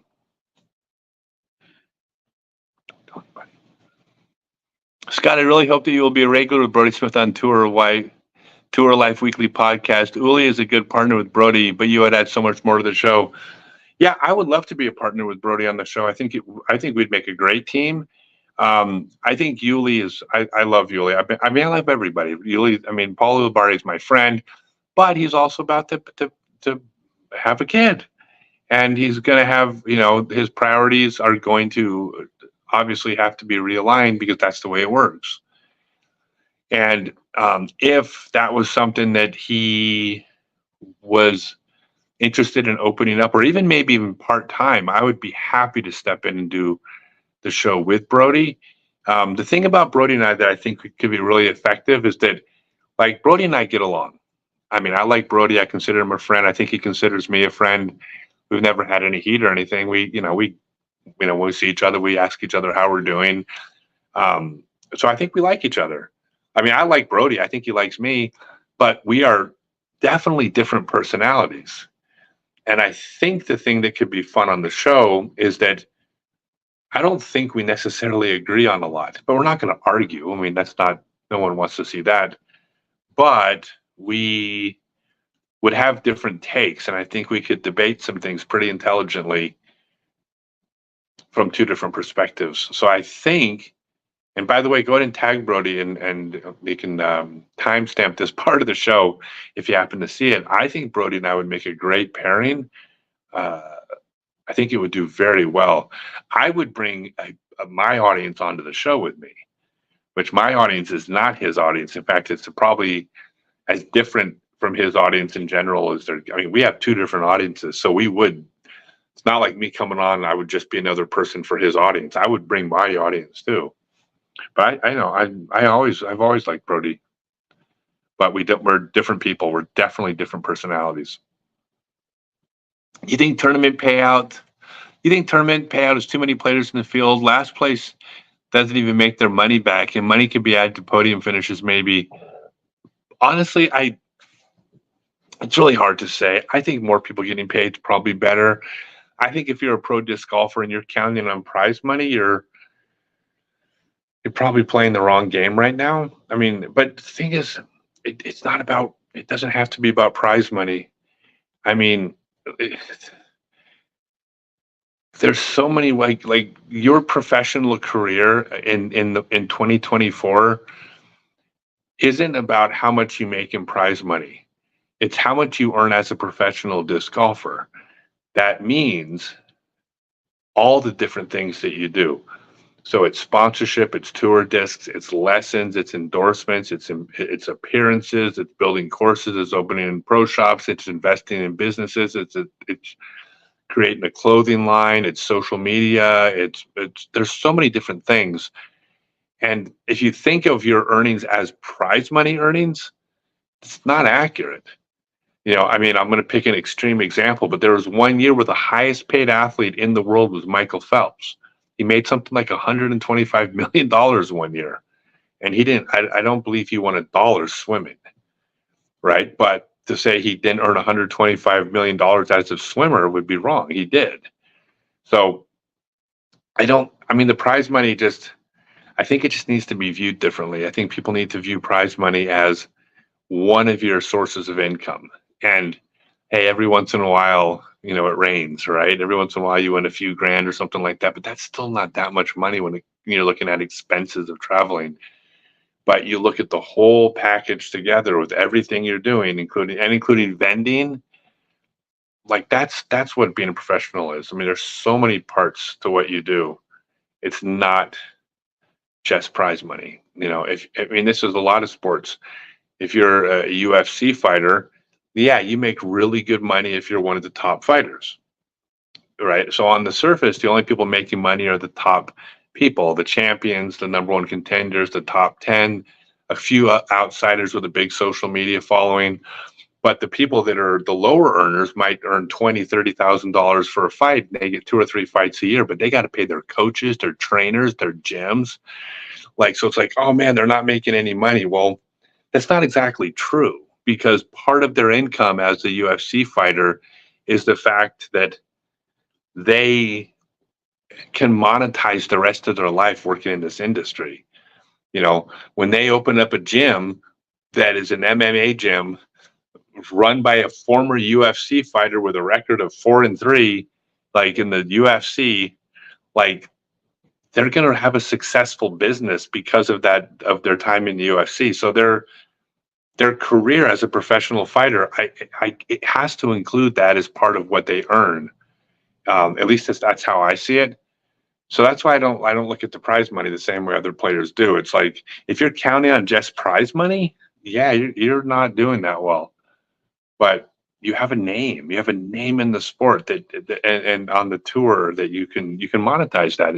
But it's a business. It's 2024. I mean, your business is not just playing sports. There's no such thing as just playing sports anymore, unless you're one of the top few athletes in your sport.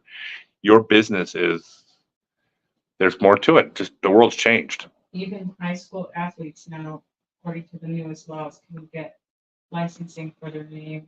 High school athletes can get licensing for their names now? Name, image, and likeness, yes. Okay, that's, I don't know. Something about that sounds bad, but no. It's part of the, if you're going to be an athlete, get used to it. Well, yeah, no, this is, you just have to, like, you can't stay in the old. I mean, the world changes, right? And this is like one of the most important life lessons an older person, if they haven't realized, they're probably not doing that well when they got older, because he didn't evolve with the time. Like the biggest cliche in the world is, you hear an MMA fighter going, they're like, I'm a fighter, I'm not a YouTuber. It's like, well, good for you. Well, then plan on being broke when you're older, because part of being a fighter is your YouTube channel. It's like, well, that's like people will push back and say, well, I don't think it should be that way. And my response would be, well, maybe you're right. Maybe it shouldn't be that way, but how it should be relevant? Well, all that matters is how it is. And so that's just the way the world is. Like, we live in a space now where that is part of your brand. I did a post not that long ago where I said the top 10 skills of being a professional disc golfer. And on the post, I said the top 10 skills required to be a professional disc golfer was putting, backhand distance, Instagram, mental game, Facebook, approach shots, utility shots, YouTube, and a lot of the emojis I got were laughing emojis, because it sounds like I'm being silly. It's like, no, I wasn't being silly. I'm like, I was actually just saying it the way it is. I spent a lot of time talking to players, trying to coach them on this. Look, if you're on the pro tour for 6 or 7 years as a 10-25 player, you're probably not making a whole lot of money in prize money. But I guarantee you, if you spend 6 or 7 years on the pro tour as a 10-25 rated player, this can end with you having a pro shop on a private piece of land and having a damn good life doing disc golf for a living. Like, I mean, that might not be the $1 million contract, but it sure beats what you would have done had you not done this. You just have to work towards more of the business goals, right? Yeah, and I'm probably sounding all preachy here. I don't mean to sound that way, but if any of the touring players are listening to this, it's like they need to realize that. Like, and you have a window. You got a window where you've got a name where you are finishing top 10 or top 20 at tournaments. Like, you got to capitalize on that window and build those relationships and build your brand now, because it's a hell of a lot easier to build your brand as a top 20 player than as a top 100 player or a non-touring player. Oh, that's really hard. John, what advice do you have for people that have been away from the sport for a few years like you? I know you haven't been playing. I've been watching you, John, but want to get back into the game. Just pull the trigger, buddy. Get back out there and just play. You are one of the most popular players in Portland. Everyone loves you out there, John. Just go out there and show up at league. Everybody will like, John, where were you? And by the way, I don't know that you haven't been playing, but I saw your posts and you haven't been posting disc golf stuff the way you used to. So I assume that means you haven't been playing. Hey, by the way, and there's an opportunity for you. I think if you're interested in doing something with me, message me and I'll talk to you about it. By the way, I still have the dream of taking the top live wheeled portable baskets of disc golf demo at the White House. I think it's fantastic. I think I will stay away from anything political. That's just, I'm sorry. But I think that, hey, I think it's great. If you can do it, anything you can do would be great. Like, I mean, we're borderline mainstream now. It's not like it's this weird thing anymore. It's like people know what we are, and I mean, it's you might still get people that say what are disc golf, but that's also the same as saying if someone says what is disc golf at this point, they're also saying I am just fully disconnected from the world. Like you can't have a sport where there's 15 million people doing it. That'd be like saying I've never heard of pickleball. It's like, yeah, it's a new sport. It's newer than our sport, even, I believe. But it's like to say that you're not aware of it. It's like you're living under a rock.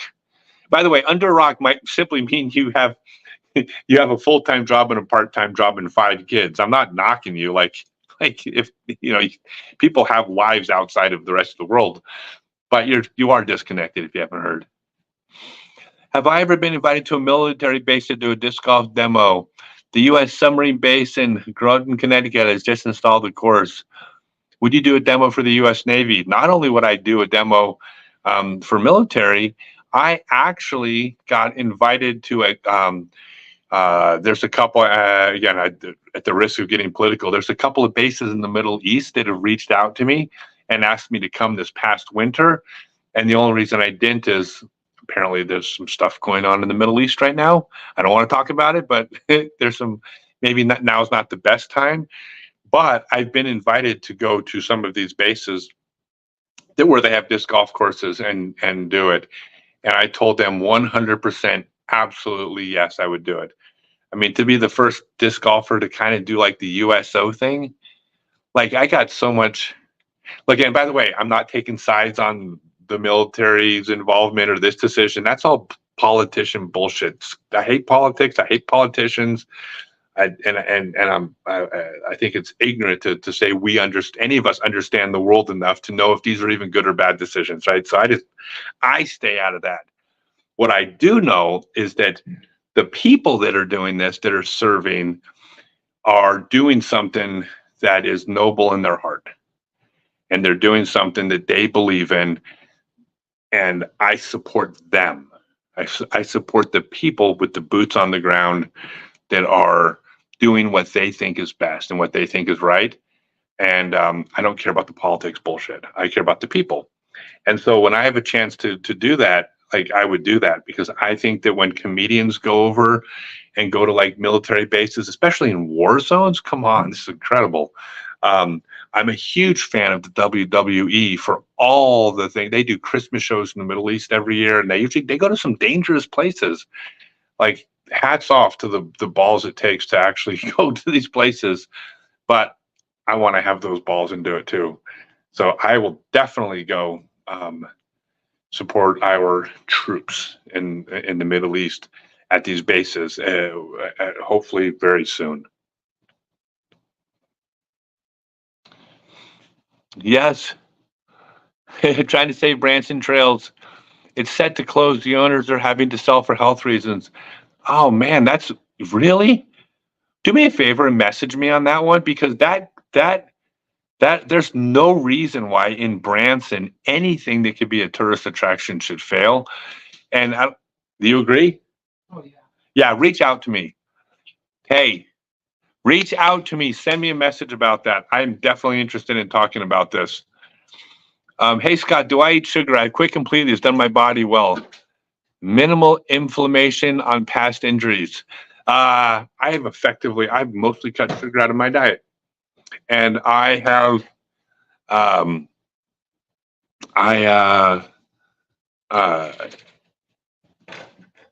basically, I didn't cut sugar out of my diet completely because I would find it impossible to, call a barbecue restaurant and say, is there sugar in the sauce? Or ask the waitress to go ask if there's sugar in that salad dressing. So I don't go so far as that. What I've cut out is sweet sugar. no sodas, cake, candy, etc. And I think it's been great for me. But I will eat ice cream a few days a week because I refuse to live in a world without ice cream. But I actually, I feel like such an idiot when I do this. I'm the guy that goes to the ice cream place and I go, "Can I have one scoop, please?" And they put like one scoop in a thing, and then they'll be like, "It's only 25 cents more for a second scoop," and I'll be like, "No, thank you. One scoop's plenty." So I do keep it down to a minimum. But yeah, no, I agree.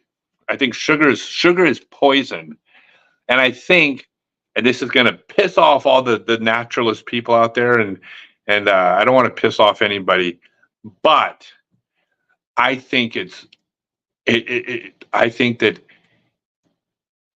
it's nearly impossible to make the case that artificial sugar is actually worse for you than actual real sugar. Like the artificial, look, don't get mad at me, but I've done my research, and the vast majority of artificial sweeteners, they're not that bad for you. They at a certain dose level they are, but some of these doses that they like give to rats would be like me drinking like 200 diet sodas or something like that. Like the amount that actually causes these problems is such a high amount. I'm not saying artificial sweeteners are good for you, but sugar is awful for you. Sugar is poison, obesity, diabetes. So maybe in a perfect world, you don't do artificial sweeteners or sugar. But in my opinion, again, I dropped out of school in the 10th grade. What the hell do I know? But in my research, sugar is worse than, high fructose corn syrup is the worst, and then followed by sugar, and artificial sweeteners ain't that bad. Again, go ahead and post in the comments that I'm an idiot. My answer will be, I just told you I'm a high school dropout. Don't listen to me for health advice. What do I know? Except I read the data.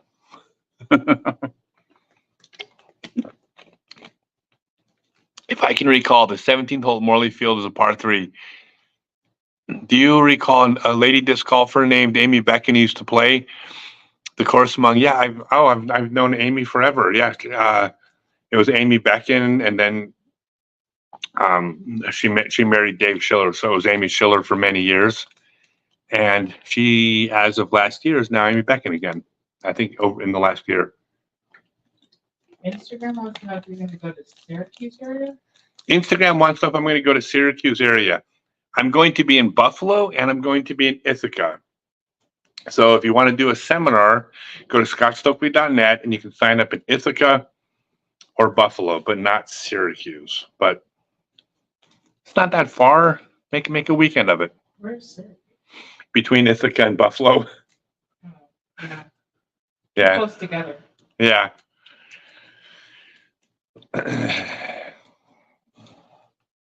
Chris says, your top advice to rookies on tour. My top advice to rookies on tour. So first off, if you're a rookie on tour, feel free to reach out to me off the broadcast. I talk to players every single day about the idea of touring and what's involved in it. So it's a much longer discussion than, a soundbite. We are happy. In fact, me and Adriana go out. We've probably taken 50 touring players out to dinner in the last 2 years just to talk about their career and things that can help them. But I will give you an answer here. My top advice for rookies on tour as far as playing is just in general to have proper mechanics and proper form. Like if you don't have proper mechanics, as good as you are, you've peaked. You're not getting better. With proper mechanics, then you can keep improving. But bad mechanics will put a ceiling on you. So like in the FPO division, for example, you could have bad mechanics and be like a 930 player, which is pretty respectable. You can almost cash. A 930 player can shoot 960 on a tournament in cash, right? But with bad form, you could be 930. But with bad form, you could never get to 970. So with proper form, your ceiling goes up to 970. And instead of being 930, now you get better, you get up to 970. So that's the number one key as a player. But the biggest key, the number one for any touring player, is make money, not in prize money. Like there's so many different ways, and this is again a much longer discussion. You can reach out to us, but there's so many ways to make money on tour that don't involve prize money. Not only does it not drain your savings, but it takes the stress away from the playing. It means, like, if you can make enough money on Monday and Tuesday for your week, then you can go to the tournament and just play. You can work on your form. You can work on your game. There's no stress. You're not looking at the cash line going, oh no, if I don't cash. You're not looking at your savings account wondering how are you going to do it like next year. When you get injured, like, or if something's kind of sore, if you're making money, you can take a week off. If you're not making money, it's like, I can't take a week off. I need to cash this week. It sucks. And it's also hard to get, I mean, it's not, I'll say it's hard to get better that way because there's something about burning your boats and then having the pressure of playing that also can push excellence out of you. But I think it's emotionally harder. There are so many different ways to make money on tour that you can be comfortable. Like, you could be completely comfortable financially without winning $1 of prize money. And then if you win prize money, it's like, oh, wow, that's free money. So yeah, monetize your trip outside of prize money, even outside of sponsorship. And if you do that, then it's a hell of a lot more fun. Well, it's more work, but it's the game's a lot more fun without the anxiety. Have I thought about designing and making baskets? You know, if our disc company, if Stokely Discs and Ching Discs get big enough, we almost kind of have to at some point, but we don't want to. There's no money in baskets. Like, you got to like manufacture them. You have to manufacture them overseas. You have to order containers full of them from Asia.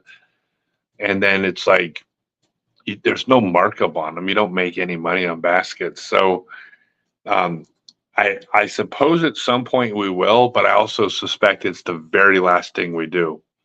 I mean, the only thing baskets are really, honestly, what they're best for is they're advertising on a golf course. Like, you know what I mean? Like, that's about the biggest thing. It's if every basket on your course said Stokely Discs, you're probably more likely to buy Stokely Discs at the pro shop because the familiarity of the name. So it's not that we're opposed, but it's like, it's the last thing I'm thinking about. We will really know disc golf has made it as a recreational sport when we see 3 disc starter sets at department stores like Walmart, Target, also low-cost portable baskets. They're in Walmart. And I don't know about the baskets. Are there baskets at Walmart now? Have you seen them? Yeah. Yeah, there's baskets at Walmart. But the starter sets, I mean, I was just at the one of the factories, one of the major factories. It was actually at the Dynamic. I just, I'm friends, by the way, I'm friends with all the different disc companies. I'm friends with all the owners. And so when I'm in town, I go visit they're all my friends. So when I was at Dynamic, I was there working with Walmart, and a lot of it's about promoting the sport. But yeah, they have sets, but they had sets before them too.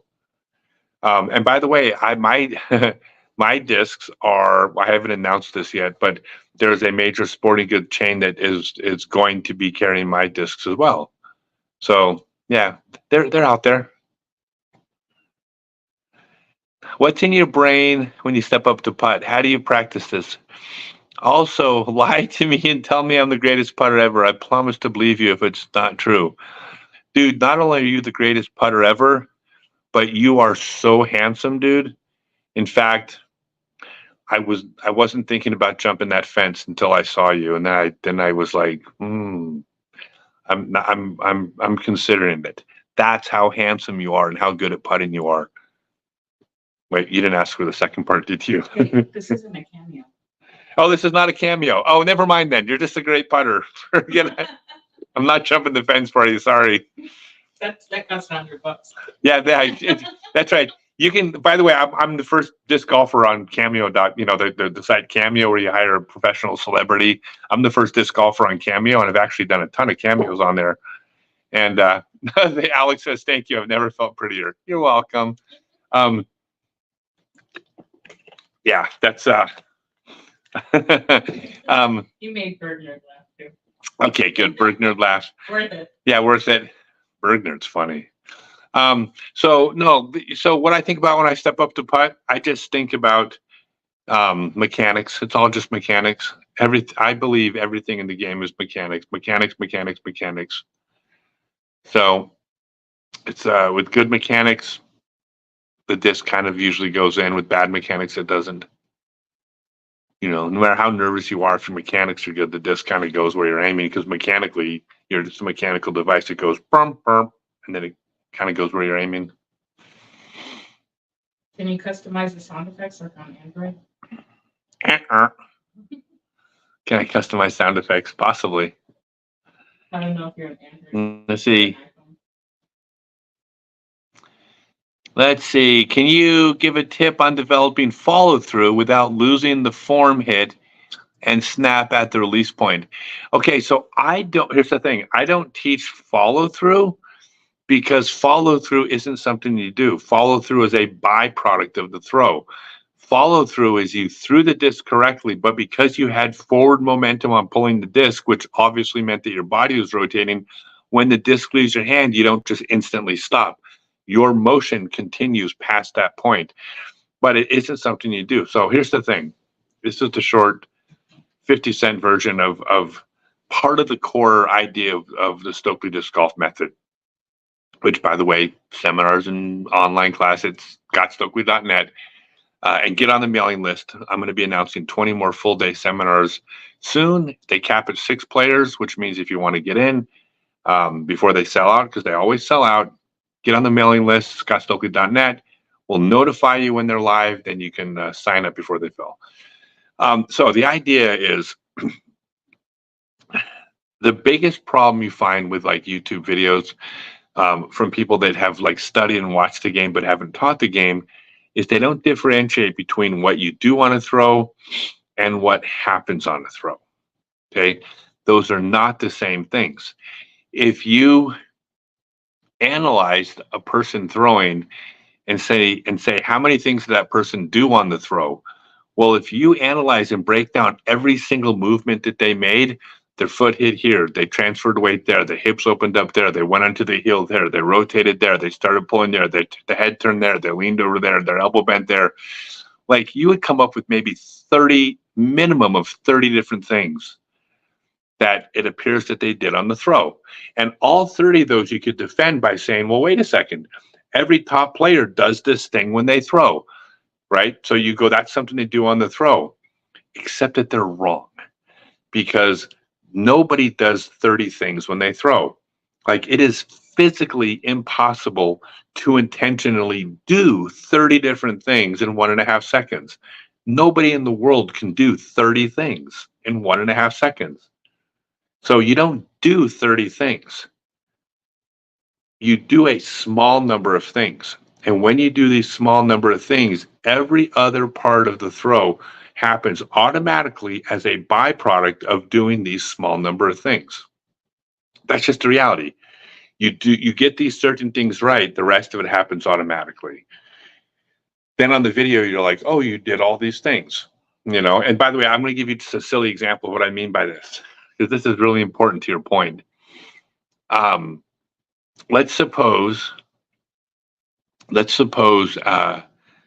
you had a kid that wanted to learn how to basically play third base and throw the ball from third base to first base. And you didn't know anything about baseball, but your kid's like, please teach me how to throw the ball from third base to first base. So you started watching professional third basemen. You started watching them in slow motion. You started analyzing professional third basemen with a coach's eye. You even started going to a Facebook page called Third Baseman Form Reviews, and where everybody posts a video of them playing third base and everybody gives comments on what they should or shouldn't do. And you become an expert at how third basemen throw the ball from third base to first base. right? Now you go to teach your kid how to throw the ball from third base to first base. And you tell them as soon as they pick the ball and put their glove, the hand goes up, pointed 10 degrees down with their thumb pointed 15 degrees down. As they start to move forward, the hand goes up in front of their face and their hand is now at 30 degrees, thumb point, their glove hand, thumb pointed up. And then as they start to reach back, the hand goes in front of the face and the thumb goes to -5 degrees. And then as they start to come forward, the thumb points down. When the hand passes the ear, the thumb on their glove hand passes their hip. And then as they are about to release the ball, it has to happen when the glove hand, they have to put their glove hand 1.5 feet behind them. Okay?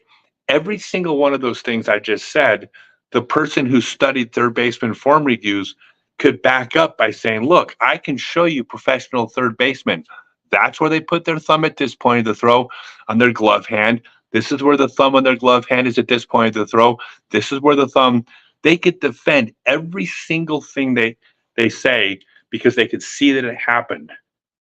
But the question is, does any third baseman turn their hand and point their thumb up and down on their glove hand when they throw? No, they're throwing a ball. As a byproduct of throwing the ball, their other hand went into that position, but they didn't do anything with that other hand. And it's not just semantics. This is the key to learning how to throw correctly, because if you teach your kid to throw by concentrating on where the glove hand goes, they're going to be a shit third baseman. You're going to have a third baseman that you're going to have a hard time watching because they're not thinking about the right things, right? So how do you actually throw? Well, baseball's been around a long time, and none of it has to do with pointing the glove of the glove hand. You do certain things when you throw, but that ain't one of them. So how does this apply to disc golf? Well, it applies to disc golf. There's so many different things that people say that you do on the throw. You turn here, you bend here, you engage the hips here, you power pocket there, you transfer your weight here, you turn on the heel here. All these different things they say to do, and the people on disc golf form review can defend it by saying, oh yeah, well, look at that person, ... Look at these pros. They all do that, ... And my argument is none of them did that, right? Not a single one of them did that thing. They threw a golf disc doing a couple fundamental things. That thing that you were pointing at happened automatically when they did all the parts of the actual throw that they were trying to do correctly. All right? So this is how I feel about things like follow through. I don't teach follow through because follow through isn't something you do when you throw. You plant your foot and then you pull the disc across the strongest part of your body without swiveling your wrist, with your head doing nothing, your weight above your hips. Like, you follow certain fundamental things, and then after the disc leaves your hand, your body kept going. But you didn't intentionally do a follow through. And I'll give you one example of this, what I mean. Sometimes you'll see a professional baseball game where you could see an outfielder catch the ball and they got to throw the ball to home plate so hard they could throw the ball and literally somersault after they've thrown the ball because they've put so much effort into the throw that their body's momentum just keeps tumbling them forward. They don't teach you the somersault technique when they're teaching you how to throw a baseball, because you didn't do the somersault. The somersault was the result of throwing the ball hard. So that's how I feel about it. Okay, really long answer, but I don't give short answers. Like, giving short answers is, to me, if I give short answers, it's totally disingenuous. And why would you believe me if I just say yes or no? Instead, I like to explain the philosophy behind it. So when you're listening, you go, oh, I can see why that's right. And it answers other questions that aren't asked that might come up later, because you realize, well, oh, is that one of those things? Is that one of those things that you do on a throw, or does it happen on a throw? And then when you go, oh, that just kind of happens on a throw, then you stop trying to do it. Now you're getting closer to doing the right thing. Long answer, right? But I didn't lose anybody. I didn't see many people leave.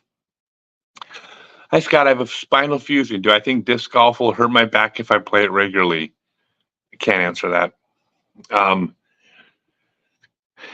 So I can tell you, when it comes to things like this, I can only speak anecdotally. So I cannot tell you anything about your back. What I can tell you is what I've observed. And what I've observed is players that have had spinal fusion can play the game with, and throw backhands without it hurting them. They can also throw sidearms without hurting their back because sidearm doesn't really use the back as much. Backhand uses the back more. But with proper form, my experience is players can play without pain or without increased pain. You should be able to with proper form. Um, that doesn't mean that's you. I mean, especially with backs, everybody's different, and you talk to your doctor and your physical therapist about it. But I don't, as a general rule, that shouldn't limit you. Like the only thing that it should limit you is technically if your spine is fused, you can't rotate quite as far. So ultimately, if you have spinal fusion, I suspect it would take some percentage of distance away from you. But if you were capable of throwing 430 feet without the spinal fusion or the injury, but you could still throw 500, or if you could throw 430 feet without the spinal fusion, but now you can throw 418 instead of 430. Well, yeah, technically you lost distance, but does it mean you can't play the game successfully? I don't think it does. I think I think you should be fine, but it's a medical question. My opinion. Hey, by the way. We have adaptive methods, so if you can Oh, go no, from a chair. no, yeah. So by the way, yeah, I am the most prolific adaptive disc golf teacher in the world. I've taught 288 classes for kids and adults with special needs. And yes, a lot of those kids are autism and Down syndrome, but it's also adaptive disc golf. I've worked with every different level of disability, physical disability as well. I'll even tell you guys a funny story in a second because I got to teach at the Tennessee School for the Blind. I got a great story about that I'll share. But I teach adaptive disc golf because the game can be adapted. So when you take the online class, for instance, or a full day seminar, it's like this is what you're working with. Like, and it's not just spinal surgery. I work with people that are older that don't move as well. I've worked with people that are obese that just don't move as well. I've worked with bodybuilders who just don't have mobility. I've worked with a lot of people that have injuries and they can't rotate as far. They can't move their shoulder above a certain height. That's very common, especially when you get older. And that is the creative problem solving that makes teaching disc golf fun for me because it's not cookie cutter. It means when you take the class, let's figure out what you can do and why, and we can adapt it. Again, I never would make a promise because it's an injury and bodies are different and every injury is different. But that's what adaptive disc golf is. Adaptive disc golf doesn't just mean in a wheelchair. Adaptive disc golf means I'm not capable of doing this thing. Well, I happen to be the most experienced person in the world at having seen that situation before and having things you can do. Sometimes those things we change are just as effective as they would have been had you not been injured. Other times there's a trade-off and you go, you know what, because of this injury, yeah, you're not going to be able to do this as well, but it doesn't mean you can't do it well, just not as well. You just have to accept the fact that, hey, this is just the reality. I mean, it's an injury. It may hurt your ability, but we can get you as far as you could possibly get to. All right, y'all want to hear a funny story about my teaching the Tennessee School for the Blind? This is a great story. It just reminded me talking about adaptive disc golf. So I got invited to go to the Tennessee School for the Blind after the Music City Open. Or actually, I was going to go there before the Music City Open in Nashville. And I got a bunch of pros out there that were going to come out. Missy Gannon was going to come out, and Connor O'Reilly and some other pros were all going to come out to it. It's a boarding school for kids they're blind. Well, the morning we were going to come out during the week before, I get a call from the principal of the school, and the principal says, "I'm really sorry, Scott, that there was a water pipe burst and flooded the schools, and all the kids had to get sent home for the week because the schools flooded, and so we had to cancel the class." They were so disappointed, and my heart's broken. I'm like, they're blind kids. Like, I don't want to disappoint anybody, but I definitely don't want to disappoint blind kids, right? That's like as bad as it gets. So I was totally bummed, right? So anyways, that weekend at the tournament, it occurred to me, I was like, wait a second, I'm going to be in town Monday. The pros the pros will be gone off to the next tournament, but I'm going to be there for a full day. I could still do the class and get some club members. So I called up to school and I said, hey, called up the principal and I said, hey, I could come back to the school on Monday and teach the class. And he's like, oh my God, that would be incredible. And I said, yeah, no pros, but it'll be me and some club members. It's like, oh, the kids don't care. They'll be so happy that you're coming, right? So then Monday morning, the principal calls me and says, oh my God, I got terrible news. We have to cancel again. And I'm like, what do you mean? He said, they're predicting major thunder showers in the afternoon and the kids can't be outside when there's lightning and rain and stuff. And he's like, I hate to break it to them. They'll be so disappointed. And I was like, damn. And I went, wait a second, don't you have an indoor facility? And he says, well, yeah, we have a gym.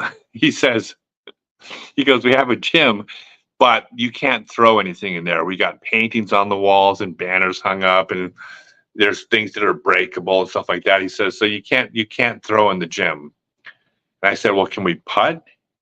At least putt? He says, well, I guess you could putt as long as there's not going to be any throwing, right? I said, no, of course there's no throwing. He goes, good, because the kids know, it's a very strict rule at this school. You can't throw anything in the gym. And I'm like, no, we're just going to be putting. He's like, all right, as long as there's no throwing. He was right. Remember that? He was pretty emphatic about the fact that the kids all know better. So anyways, sorry, long story. The kids come out to the special needs class. I got the club members there. We got a couple baskets set up, a room full of blind kids. All of their teachers came out to watch the class and the principal, right? And I gathered everybody up. I go, first off, everybody, good news. The principal said we can throw in the gym today. And all the kids are like, yeah. And I look over at the principal and I mouthed the words, are you going to tell him? And he looked at me. He was like, what the fuck? Right? He's like, dude, I was so clear about this.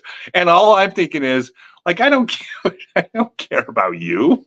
Like, I'm here, I'm sorry, I care a lot more about these kids having a good day than, I don't have to follow your rules. Like, I'm here for the kids. Now, keep in mind, before you think I'm a jerk, I knew I could teach this class without damaging anything. I've been doing this my whole life. Like, I know exactly what I'm doing, like how to teach the kids how to throw the right. I mean, we're not going to break anything. I knew that. He just didn't know it. So I was like, and then we taught the class and it turned out great and nothing got broken. And after it's like, okay, it was fine. It was fine. I didn't know what to expect. I'm like, I know. But anyways, yeah.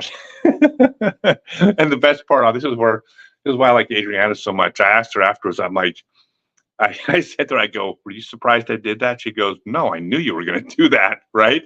Yeah. She's like, I knew exactly what you were planning. I don't tell her all my ideas because sometimes I get talked out, so want to talk me out of it. So it's better to ask for forgiveness than permission, right? Anyways, I don't know. Maybe I don't know. It's a long story, but it's funny to me. What do you think about bringing Worlds back to Cincinnati? Hell yeah. The local club has been doing an annual temp course at a golf course that could potentially work along with Idlewild. I think, yeah, Cincinnati is a mega epicenter for disc golf. I would love the World Championships to come back to Cincinnati, of course. How cool would that be? I have a question. You have a question? Part of Instagram question earlier. Yeah. Because they're doing less and less in California. Is there just the courses are not evolving out there, or what's going on with the lack of championship events out there? Yeah, I don't know. I mean, California is not really an epicenter for Not that it used to. Massive competitive disc golf play anymore. I mean, it's just not it's an epicenter. It's an epicenter for population center. It's right next to Hollywood, as screwy as Hollywood is these days. It doesn't hurt to have the entertainment world in the same city where you are. Like, there's a lot of reasons why LA would work. But yeah, I don't know where they would do it. None of the existing courses would really work, probably. Like, you'd have to actually do something. It might be difficult to find a location. You could probably find a location, but then you go back to logistics. You need a club, you need parking, you need You need the infrastructure. You need so many working parts, and there are just so many good destinations around the country that have everything in place that they're having to turn down great locations. So trying to force one probably doesn't make sense when there's all these great places that have everything in place already. Don't you agree that the best putters on tour are the best players to win world championships? Climo, McBeth, and now Gannon Burr. Look how automatic Calvin is, making that must putt. All right, so I got something interesting. So I will tell you, because we got statistics to tell you that whether or not what you're saying is true, because what I always said was the number one most important stat in disc golf was circle one putting. I said, you got to be able to make your putts inside the circle. It's not about long putts. It's not about driving far. I mean, well, all these things matter, but I always told everybody that you've got to make your putts inside the circle. That's it, period. And when they first started coming out with stats, this is like 8 or 9 years ago, the top 3 circle one putters in the world were McBeth, Wysocki, and Eagle McMahon. They were the top 3 players in the world also. So I said, perfect. That's even evidence that I was right, that the number one most important stat was circle one putting. Now, UDisc has come out for a while. And when UDisc came out, they started having stats. Fairways hit, greens in regulation, out of bounds, scramble, circle one, circle two, etc. And then we got to see what stats actually correlated with success at a tournament. And I'm going to give everybody like 5 seconds to mentally guess what stat was the number one correlation between winning a tournament or success at a tournament and not. Give me 5 seconds to think about which stat do you think is the most important. Okay, so it is not circle one putting. By the way, I wouldn't have told this whole story if it was. Here's the thing about circle one putting. This is just simply based on statistics. I, in 2023, would have been considered about an average putter. Maybe a little bit below average, but not one of the worst putters, but I was certainly not one of the 50% best putters at the event. So I'm one of the best putters in the world. I'm on the Pro Tour. But on the Pro Tour, I'm a little bit below average on putting. The best putter, the number one putter in the world, only gains a stroke on me, circle one putting, every 20 putts. Because everybody is good at putting. The best putter is putting 91%, and I'm putting 85%. So every 20 putts, I lose. They gain 1 stroke on me by being better at me at circle one putting. But not only that, if you take away bullseye hits and you take away circle two putts made, basically that means I'm only losing 1 stroke every 35 to 40 holes from the top putter in the world, and I'm below average. So in other words, the difference between me and that's almost nothing. That's 1.5 to 2 strokes a tournament between me and the top putter in the world. Circle 1X putting is not that relevant of a stat because everybody is really, really, really, really good. The number one stat is greens in regulation. How often do you throw it in the circle versus how often you don't? Because here's the thing. If I am the best putter in the world and someone else is not that good at putting, like if they have 10 greens in regulation and they only make 7 of those putts, 70% circle one putters, terrible putting stat. Well, if I only throw it in the green 6 times that round, even if I'm 100% putting, which I won't be, I still can't make up those strokes. There's nothing I can do on the putting green to make up the strokes. So if somebody lands with everybody's putting stats being so close, if you're landing on the green 3 times around more than me, there's virtually nothing I can do putting to catch you. That is an insurmountable lead by the end of the tournament. Whoever throws it on the green the most is the best putter. Now, to that point, then I heard that, and I'm, well, okay, I can't argue with that's reality. That's directly from Statmando. But then I realized something about the stats that I didn't understand before until I looked at the stats from that perspective. So I looked at that. I said, okay, so the difference between me and Gannon Burr, circle 1, is very little. It's a stroke every 25 rounds. It's nothing. We're so close. Circle 1. Yet with circle 2, he's like 40% and I'm like 20%. Okay, that doesn't make sense. Like he's twice as good at me at circle 2 putting, yet he's only 5% better than me in circle 1. Why would there be such a difference between how much better at circle 1 and circle 2? That makes no sense. Then I realized what it was. Circle 2 putting is a wide range of putts. So yes, Gannon Burr is better at putting than me in circle 2. If we're both 40 feet away, he will make more putts than me on average. Gannon Burr is a better disc golfer than me. However, the biggest difference in the putts is he has a lot of 35-foot putts when I'm 45 feet.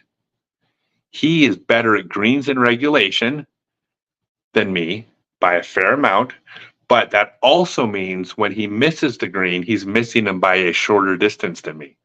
So he has his circle 2 putts on average are going to be much shorter than mine because a 36-foot putt is not much different than a 32-foot putt. So that's why he's making twice as many as me. I'm 45 feet. He's 35 feet. Well, now that explains the 20% to 40%. So even our difference in putting stats in circle 2 come down to how well he throws his disc, how much more accurately he throws his disc than me when he's in a range of being able to get to the target. It comes down to just how well you throw your disc. And so, yeah, every other stat every stat's relevant, but greens in regulation by far is the most important stat. Scott, will I have a Berg, Armadillo, glitch type disc in your lineup? What's the priority on that type of disc? So when you say glitch, okay, so it's not a non-bevel disc, but if you've ever thrown the Juju from Ching discs, go look videos of me throwing the Juju. I got a number of them. I'm throwing it at Pro Tour events. I threw the Juju 4 times in mixed doubles, at mixed doubles, Pro Worlds mixed doubles. All 4 times I put it in the circle. Not in the circle, in the bullseye. It's on an approach shot. Like that disc is money. It flies like a glitch, except it's bigger and heavier, so it's easier to control than a glitch. It's not a specifically non-beveled disc. I will come out with those discs, but they're going to be down the road a little bit. For now, I got the Berg. I still love the Berg. So, Casey Wide Open back on the tour. May I caddy for you next year? So first off, super happy about the Wide Open being on tour. The course is unbelievably fantastic. I had a great time out there. It kicked my ass. But if I play it next year, it won't kick my ass next year. But as far as caddying, I'm going to leave that one up in the air. I kind of got a caddy who travels with me, and I'll be honest, between you and me, you might not be interested in some of the duties required of my caddy. Like massage? Yeah, that's the least of his concerns. Yeah, you probably don't want to be, let's put it this way. To become my caddy, it starts with a casting couch. Is that a fair statement? Accurate. Yeah. All right, last comment. Last comment, then it's time for sleep. The disc golf. Thank you for doing this Q&A session. How often can us recreational golfers ask a pro and legend like yourself these questions? God bless you, and disc golf will be in the LA Olympics. Yeah, God bless you, and disc golf being the the funny thing is, I thought about getting dual residency to some place like the Republic of Chad if disc golf ever got in the Olympics, because I probably won't qualify for the American team in all fairness. And I thought, if I could, if disc golf could be in the Olympics, I want to participate. Oh my God, we've been here 4 hours. Holy crap! If disc golf was going to be in the Olympics, then of course I want to participate.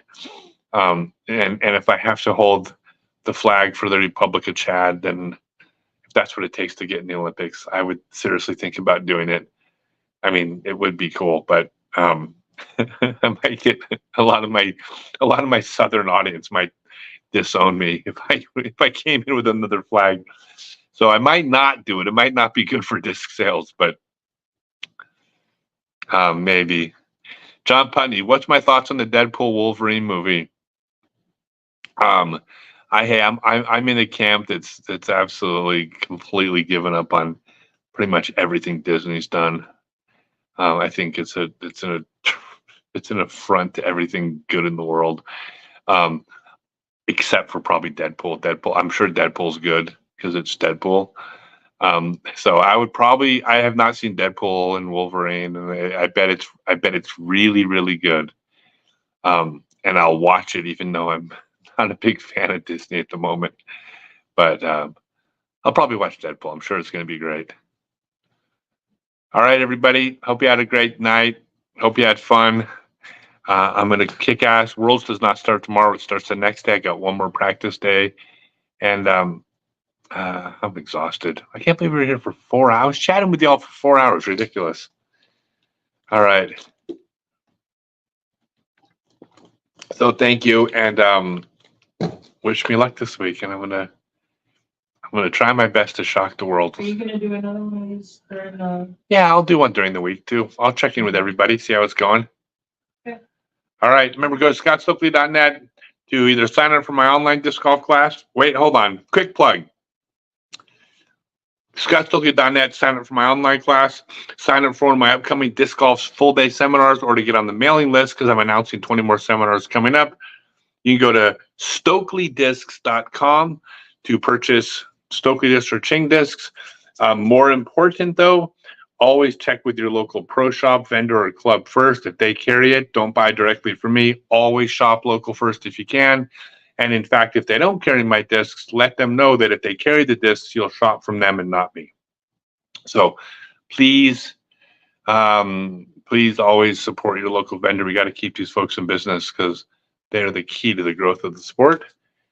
And holy cow, what a long night. I'm ready to call it. All right. Thanks, everybody.